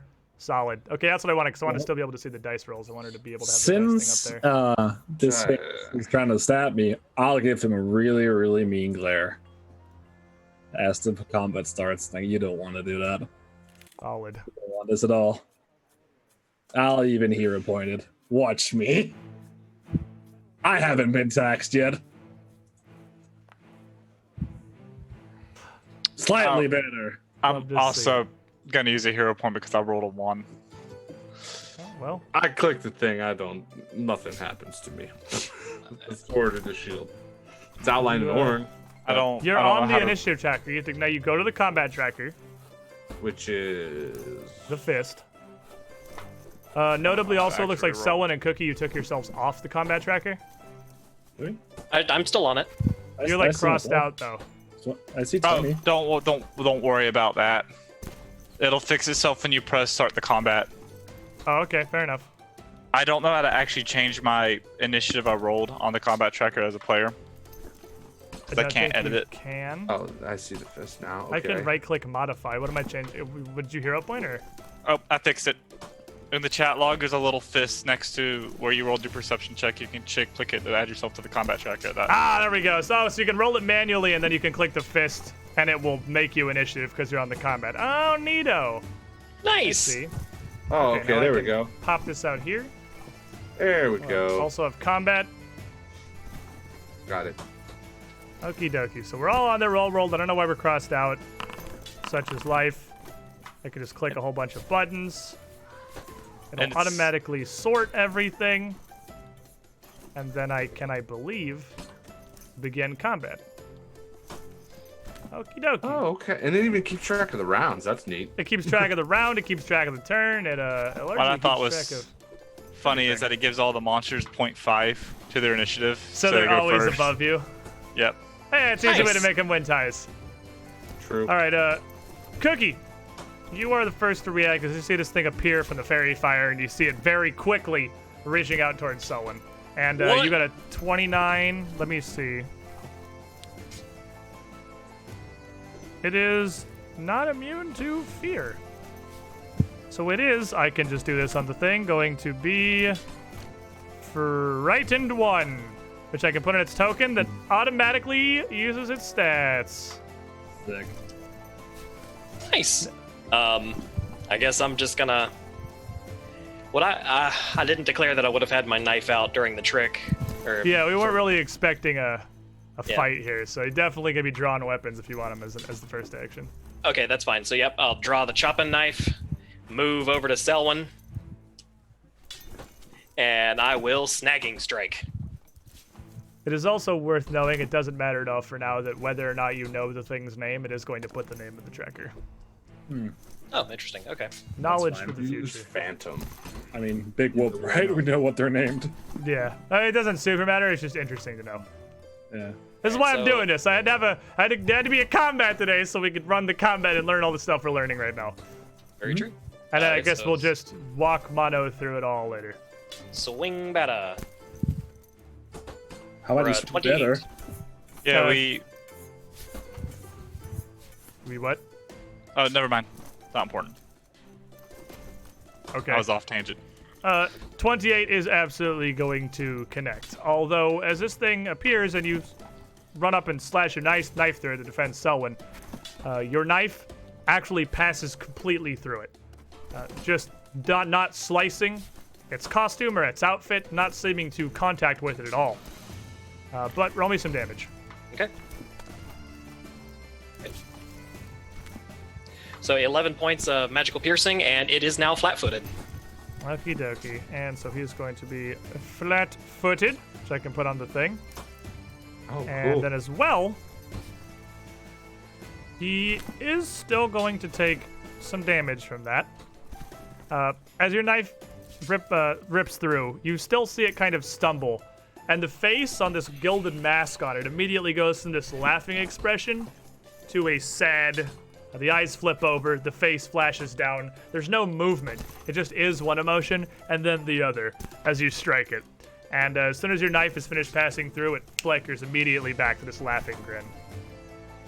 So kind of like the Chinese thing where they like move their hands in front of their face and the masks change instantly? Yeah, pretty much. Okay. You can tell you are hurting it, but it's resistant.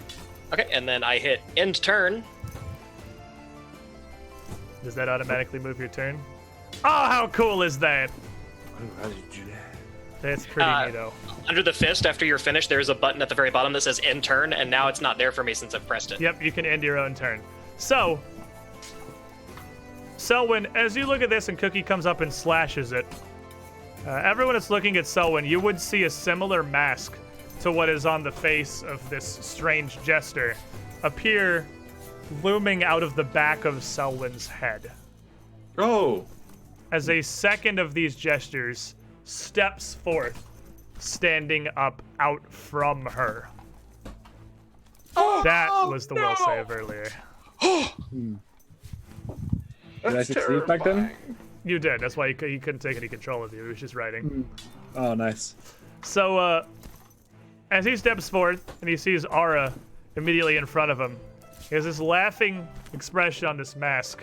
And he raises his hands and absolutely silently just starts shaking like he's laughing, tilting back, his head cocking.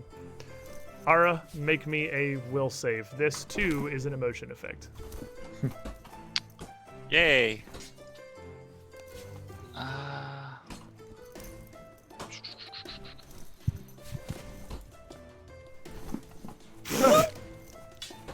Ara doesn't understand what's happening because it doesn't appear If to I be doing succeed, anything. it's a critical success. I wonder.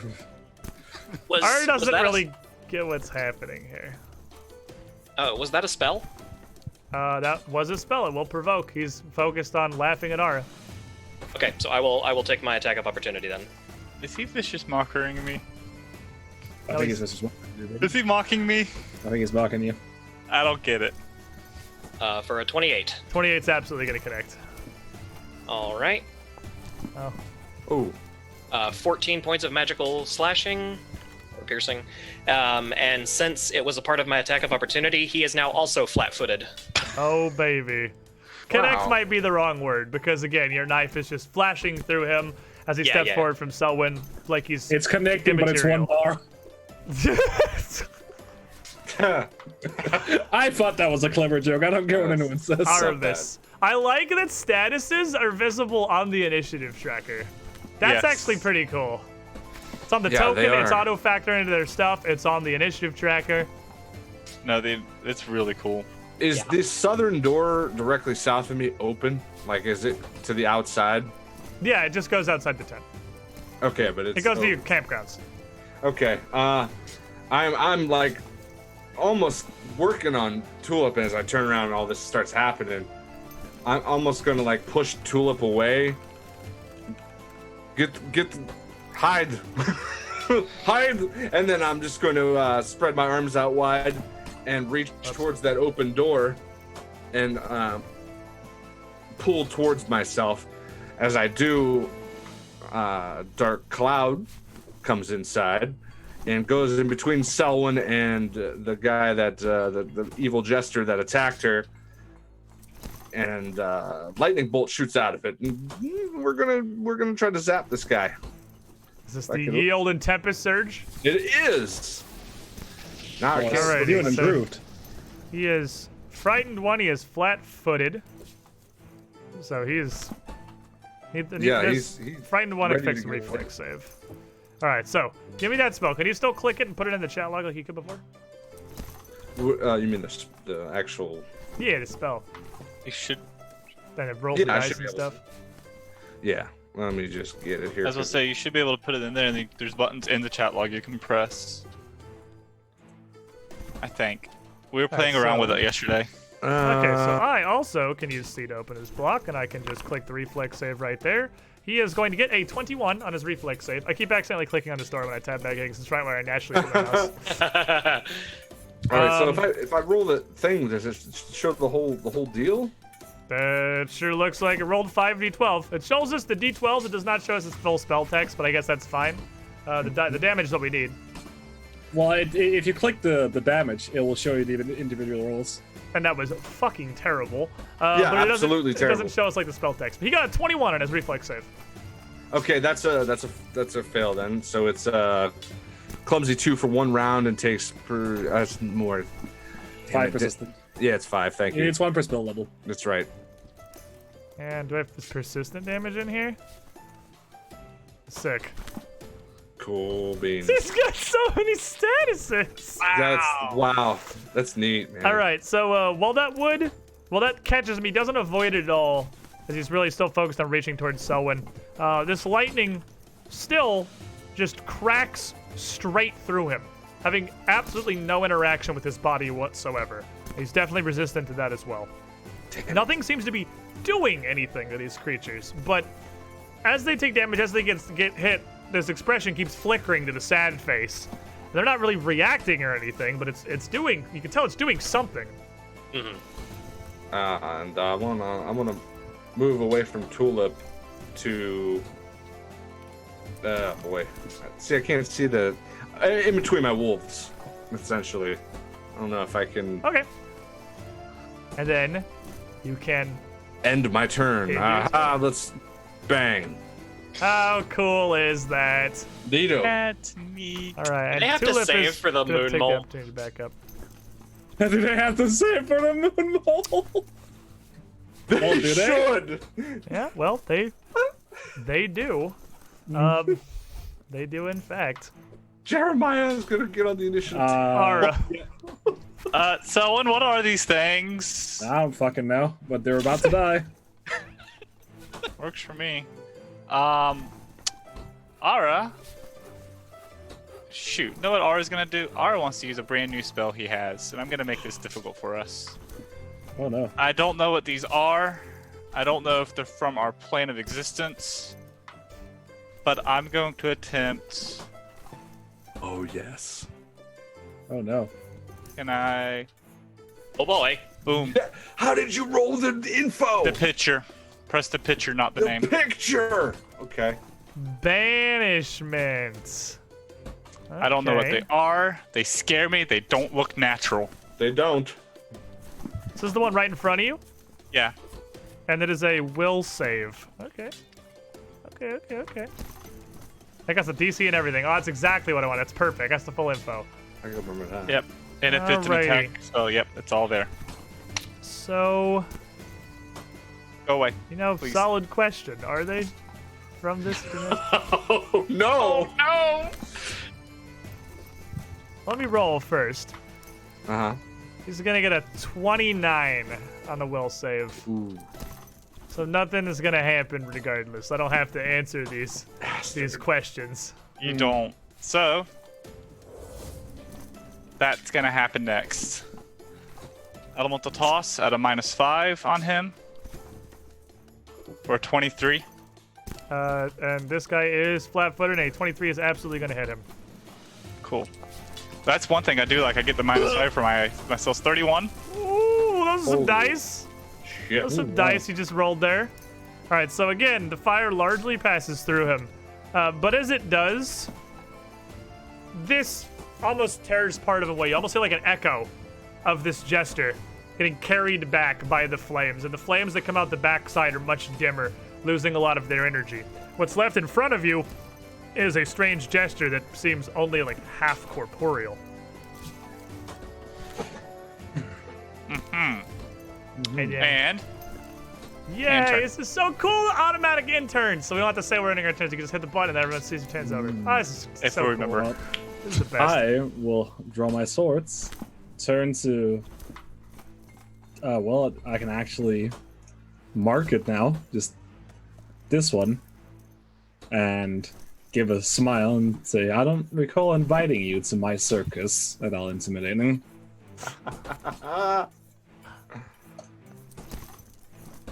For a 33. 33 is absolutely going to succeed. Alright. And which one was more wounded now? Can you not hover over them and see their health bars? Yeah, you Oh, can. I can. Wow. Perfect. Awesome. That's so neat. Fantastic. Well, I would like to cast the most powerful spell in my repertoire. It's called Stab. That is very powerful. It is very powerful. Meh. For a 33 against his flat-footed. 33 is going to critically hit, because I do not believe incorporeals are immune to crits in second edition. They are not. Not? They are not. Well, I They have just, this. incorporeal is way less cancer in second edition. Wow. I have this shiny button here that says critical. Oh no! yeah. Do it. Do it. For 36. And with that, as your blade simply tears through this creature, he is gonna shimmer, disappearing nearly from existence entirely. As your blade passes through and he just kind of seems to stop being there. I'll turn to the other one. To the, Oh, that's so what is cool! it? There's a skull on the initiative table now. Eyes on the initiative That's table! awesome! That Foundry's so cool. Well, what is it?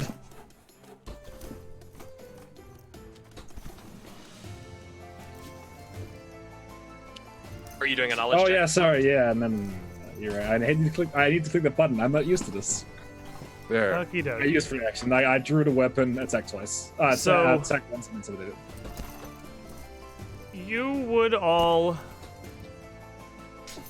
see emanating from Cookie bright, kind of alternating colors rippling outward as another one of these phantoms rises up out of him, his arms spread wide as he turns back and forth, this massive laughing grin still set into his mask.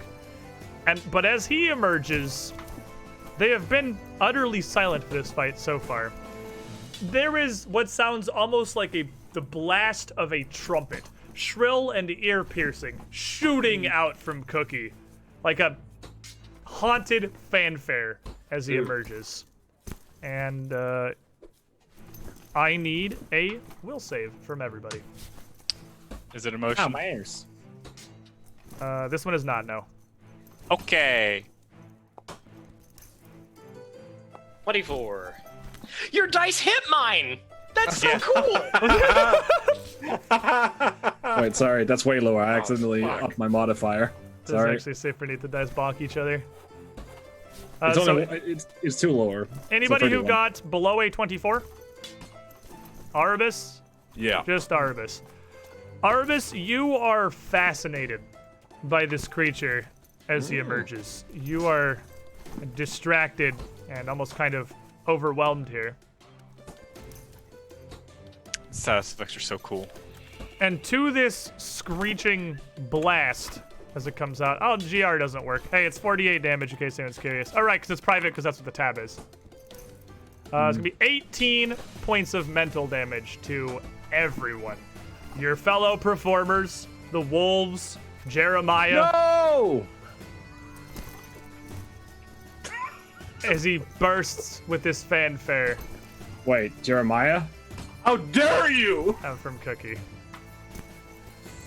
Jeremiah, yes. What I like about the chat is you can apply the damage to yourself from the chat log without typing anything. You can just click that little bang right there, and it'll take 18 off your hit points.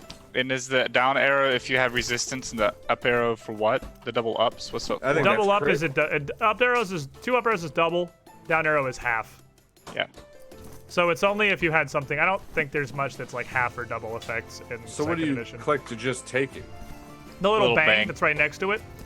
The first symbol. The gear? Yeah, the gear, Yeah. the bang. Oh, okay. It's a bang, yeah. Yeah. If you have yourself selected and you click that, oh, it actually see. privately rolled the damage. Oh, I didn't realize that privately rolled the damage. Can you can still do it if it's a private roll? I don't think so. I don't think I can. All right, so I have to roll. I'm gonna see if I can do it real quick. Let me put myself back to max. They Okay. can't. I tried. Oh, you can't? Yeah, I tried. No. All Yeah, right, it so doesn't then do I it. guess the question for the class is, do you want me to open roll damage so that you can use those tools, or do you want to still? You can still select your health and type -18 like you could on Yeah, roll I twenty. can just do it manually. I don't mind. Which would you rather? Or you can I'd- select our token and do it. That's true. I can do it. I can just be like, bing. Yep. Bing. You probably did it for Bing. the initiative table, right? Bing. Look at that. Oh wow, And it even says we get hit in the thing. That's cool. that probably feels real good for you. That's actually super Take neat. this. Take I this. can do it. Take can this just- damage, bitch. You can just group select us and press the button once. Oh god. How do I grip Oh, select nice. you? Well, you could just select all of us at once. I think if you group select us, you would get everyone. But Oh yeah. you can just Okay, yeah, shift I select can just everyone. shift select everybody. All right, solid. So then that brings us to the muse at the southern end, who is still reaching out towards Selwyn, and his hand is going to reach towards you as he grasps out for a 34 to hit. that was That was in the open, by the way. that was open. Oh, because I said my thing to public. Well, hey, no, I'm not lying. I like your dice. Please don't touch me. But he touches me anyway. It's not a crit. Yeah, it's not a Not crit, even but he's just regular touch. And as his hand reaches, again, grasping towards you, the glove, he stops as if he was like miming like he was actually grabbing you, even though you don't necessarily feel anything.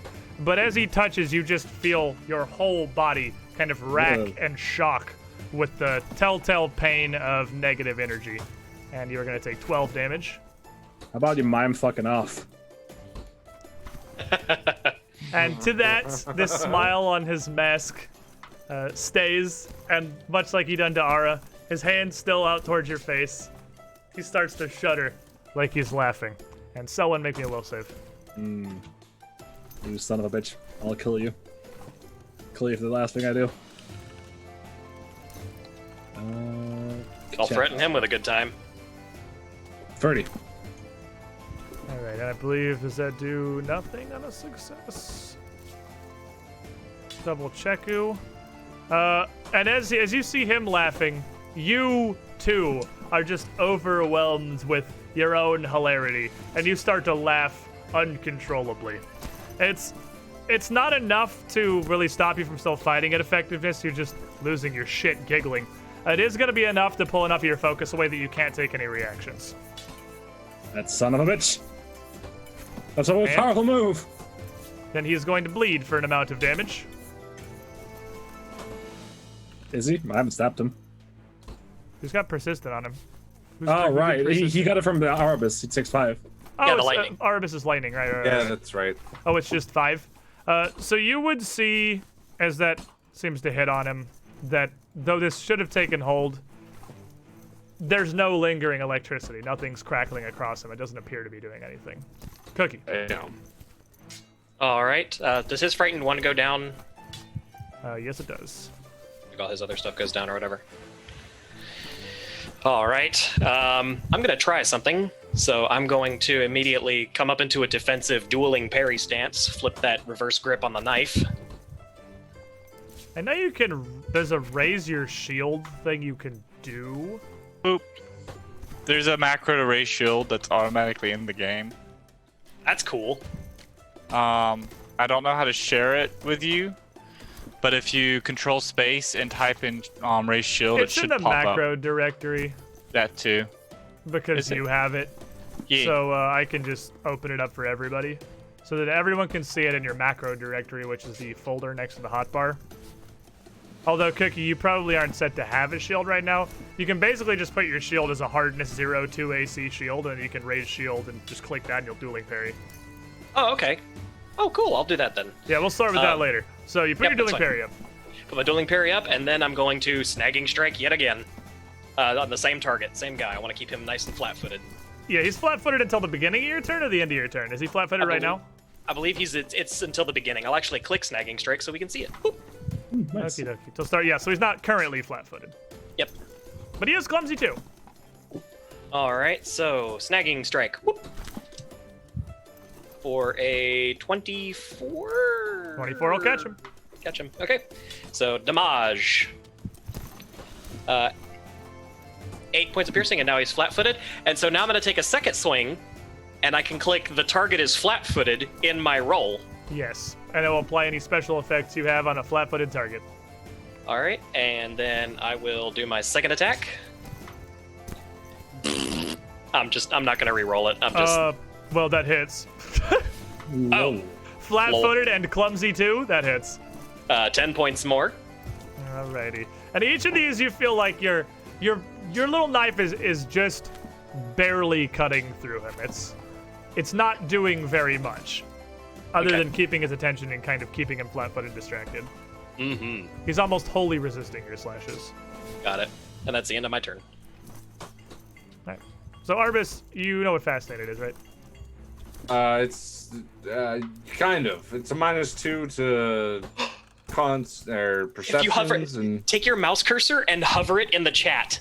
Hover the fascinated. oh wow, okay. Oh my god. Oh my god. Video games. No, it's not a video game. We've been over this like 7 years I ago. mean, it basically is now. got So, a yeah, when point. it says the main effect you're going to need to be worried about is you cannot cast any spells that do not affect the full health phantom next to Cookie because you're completely fascinated by him. So I can't do hostile to him. You can be hostile to him. You can't cast anything that doesn't affect him. You're fascinated by him. You can't, like, cast Tempest Surge on the weak one because you're too fascinated by this one. Okay. Okay. Well. Also means you can't, like, heal any of your friends because you're too fascinated by this phantom. You can, if But you're what going to if I cast a heal spell, every- it has to target that phantom. What if I heal everybody? Heal everybody. You can do that. That affects the phantom. Because I don't like that my wolves were struck as well. Yeah, they do seem upset. They got also hit by that fanfare as he does come out. not So, make so me did happy. Tulip, so did Martin, so did the professor, who's kind of reeling. So I would put my hand down onto the ground, and with all three of my actions cast into the ground, and lightning would go out in a 30-foot emanation, hitting everybody and crawling up the legs and stitching people together that were wounded or just making them generally feel better. At level 3, however, I put these in because I almost always heal at range with the 2 actions, so I'm just going to roll 3d8 then. Yeah, okay, that's fine. You can just normal roll 38. So everyone took 18 from the fanfare. Okay. Everybody within 30 feet of Harbus gets 9. And you see, with your focus on this strange gesture in front of you, that as your magic hits him, his face flickers to that frown. Your healing energy rips through them, being the first thing that seems to have really physically affected their form, actually tearing and pulling back at their costumes. And what's cool is when you roll that, if you click the little heart, then it applies the healing to you. Yep. So any of you can select your tokens and just click that little heart and bing, bing, bing, bing, bing. And I can just go like bang, bang. I can also use it for the damage. It's so cool. This is actually, this is really neat. This has a lot of, but Yeah. it's gonna be some adjustment for sure. Oh, But whoops. It's called user friendly. yeah, it is actually super cool that pretty much all this happens automatically. All right, and then end your turn, Arbus. Oh yes, that's right. Yeah, That's I me. forgot It's to. all 3 actions. Now I do have the ability to do it for you, but for the point of this is the learner stream. Right, this is wanna the give you an extent extended exercise. habit. All right, Ara. On. How do I select a target? I'm a genius. Well, Intelligence 10, folks. Oh, yeah, you can rank like the little target, then the bottom left physically puts your target on them and shows I'm everybody going to that you're hit focusing on. somebody with this spell. are you? So. The 24 hit him. A 24 will hit him. Yeah. The chief. But Takes 28 fire damage. And isn't this? If he's fiend or undead, he takes extra damage. He is undead. He is undead, so he takes another 9d6. What? Good He damage. just takes twice as much. Yep. Does he? I think that's only on a crit. No, it's Wait. it's not. Oh, I It's see, I 96 see. fire damage, and if he's fiend or undead, he takes 96 good damage as well. Okay, well, roll another 96. Woo. For another 24. So he's gonna take 52 points of damage from this hit. He's gonna resist a little of it, but only a little. And after that blast, as that also seems to rip and pierce through, actually ripping a hole in this thing's costume. His mask now fixed permanently in the frown as this is physically staggering and reeling from this blow. And then this on him as well. Oh my Or goodness. 23. 23 will hit him. it's just a flicker of damn. Or 20 more damage. Oh boy. That man, too, is going to now flicker for a moment, kind of appearing and disappearing, where the first one just kind of faded out and ceased to be. This one almost like flickers and tatters at this hit, before he tilts his head back still silently, just almost exploding into nothing as he just ceases to be. You weren't invited. And So, Let's take that frown away from this clown. And, you know, the same verse second as the first. Oh. Gosh darn. You know? what's It really was- funny is if it wasn't for natural ones. Yeah, I Wait, would just that kill actually it. Yeah, that doesn't critically fail. That regular fails because the dice are high enough to hit him, so it gets so it's a success, but it's a natural one, so it gets down Right. to a regular failure. Well, let's see. Can we follow it up, boys? No. We can stab him. Stab Yeah. him like we mean it. That'll hit him. Foolish fool. He's Yeah. still clumsy 2 and actually the clumsy 2 is worn off, but that will still hit him anyway. Yeah, Clumsy is just a 1 round. 22 damage. Alrighty, that's a And now I'll get to use my new and cool improved trick. Now where is my feats, my features? Yeah, I too am learning. yeah. That's what we're doing. That's why I wanted Yeah. to. That's why I just like threw it out of fucking nowhere combat in the sessions because I wanted to run one to learn how the It's initiative probably all works. actions. Yes, Yeah. we could roll some dice and stuff. Yeah. So I have my debilitating strike, and he is enfeebled 1.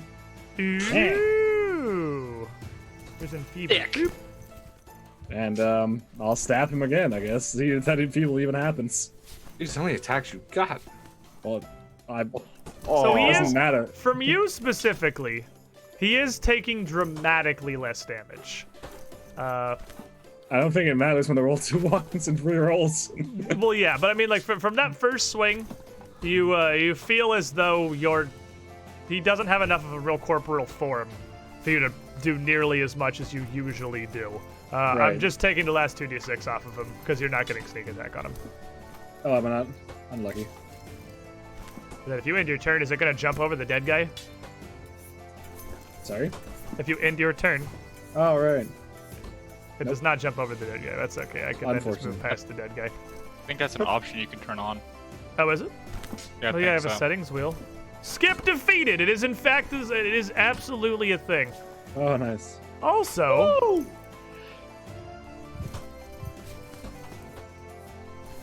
Also, I don't know That's how kinda they were. neat, I guess. It's whatever. What?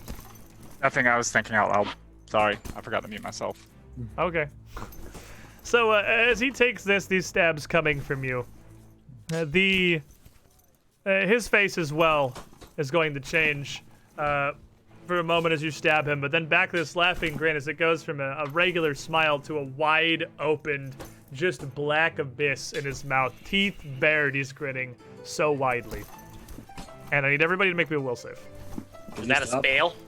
No. Is it an emotion effect? It is an emotion effect. Do I need to roll a roll? You do. Unlucky.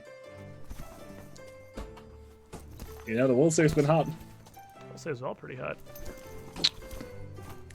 Well, the last two weren't quite as hot. So as he puts this massive, ridiculous grin on his face, Cookie and Ara, you are going to be clumsy 1, as you're kind of swept away with this similar emotion. Kind of like what was happening to Selwyn, but not quite as severe. It's just distracting and almost sort of hard to focus. And then he is going to, just do his best to get the hell out of here. Out here sucks. So with his hand still out towards Selwyn, he reaches forward his other hand, bringing his face down almost like he's headbutting her as he tries to jump back inside her. Wait, no. Make me a will save, Selwyn. No. Don't make me waste my hero points. Oh boy. Oh, baby, that was a roller coaster. 31. 31 will succeed. Now, that is a spell that he's doing there. Cookie is definitely gonna. Oh, yeah, it is. It is still a spell. You can attack opportunity on that. All right. So here we go, and he is flat-footed. So yeah, True. for a 31. 31 with him flat-footed is a critical hit.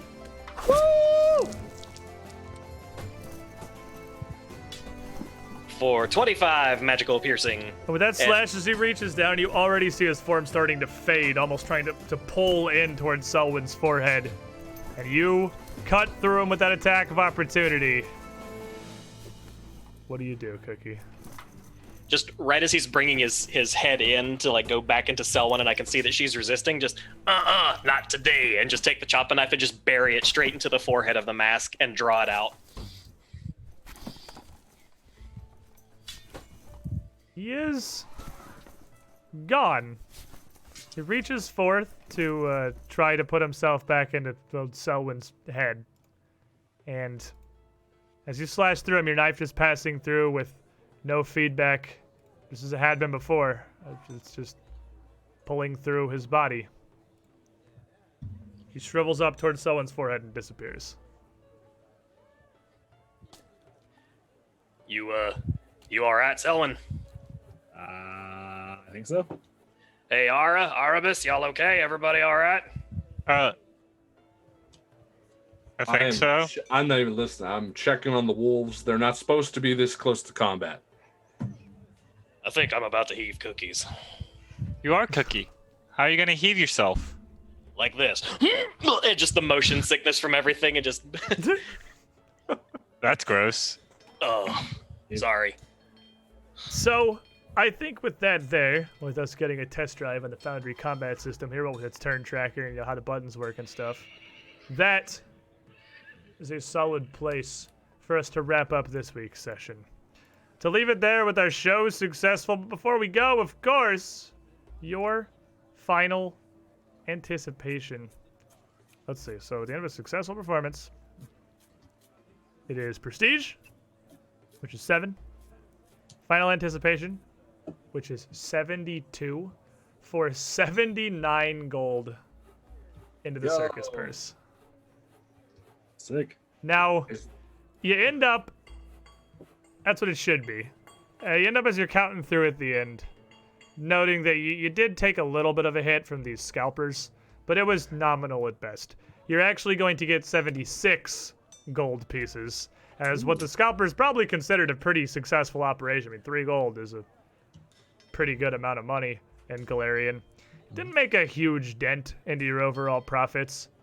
And it's also going to give you 2 more prestige on the success, bringing your prestige now up to 9. Woo! Doing a good job of keeping it in line with the level of the party. Oh yeah, you can type that in there. I'll give you a place in the journal to. Just for that. future bookkeeping is what I was looking for. Yeah. There's a bunch of stuff I want to add into this that'll make it easier for us to interact with, a place for you to save things and whatnot. And I believe, Zindern, you can create journal entries? ? Maybe. I'll figure it out for sure. If I can't, I'll write you in case it's a problem. Should be fine. Okay. So, I made a mistake. Yeah? I don't know how to fix this. I click configure players, which is not where permissions live, which put me on the login screen, but I can't log in as me because I'm already logged in as me configuring players. There's a brief downside. So how do I make a journal? You should be able to go to the journal create entry. tab. Yeah, There should I be can. create entry at the bottom. Yeah. I believe at the moment only you can make them because I have to specifically give it to people, and I only gave it to you. If anyone else wants the ability to create journal entries to like make notes and stuff, I can. I think I could just. That's what I was trying to do, was go into permissions, because I think I can just give it to the player level permission that anybody should be able to make journal entries, but I'm not sure yet. But honestly, though it's obviously going to be a bit of a learning curve while we get into figuring out how to do Foundry and stuff, figuring out how all of this is going to work. It seems fucking awesome. Auto-calculating statuses into your rolls, being able to just apply damage directly to targets from the combat log, from the dice log. Obviously, the massively enhanced dynamic lighting and doors and everything. It seems really cool, and we at least got to play with it a little bit before we sallied forth into the 3rd chapter of this adventure. But when we come back together next week, next Monday, make no mistake, we're starting chapter 3 of the Extinction Curse as we begin Life's Long Shadows. Yeah, I still can't log back in this. I'm not really sure what I do at this point.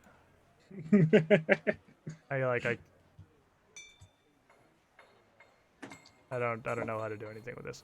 But Life's Long Shadows. So, question for the group of you. If you go to the book 3 up at the top, there should be like a little navigation bar. Yes. Should you see book 3? Can you jump yourselves over and just go look at the cover whenever you feel like it? Yep. We've been able to all week. Okay, cool. They were supposed to be able to. I was just making sure that worked how I thought it did. Again, I'm just getting a bit of testing in here. So we'll come back next week with a new chapter, a new adventure, heading out to even yet still greener pastures, the Swardlands, the northwest of the Isle of Kortos, the opposite side of the island from Absalom, the farming communities. For I will tell you guys a brief bit of a peek behind the curtain to ready yourselves for some cool stuff coming in. A much more open adventure. A much more open-ended, much more sandboxy book than what we've had so far.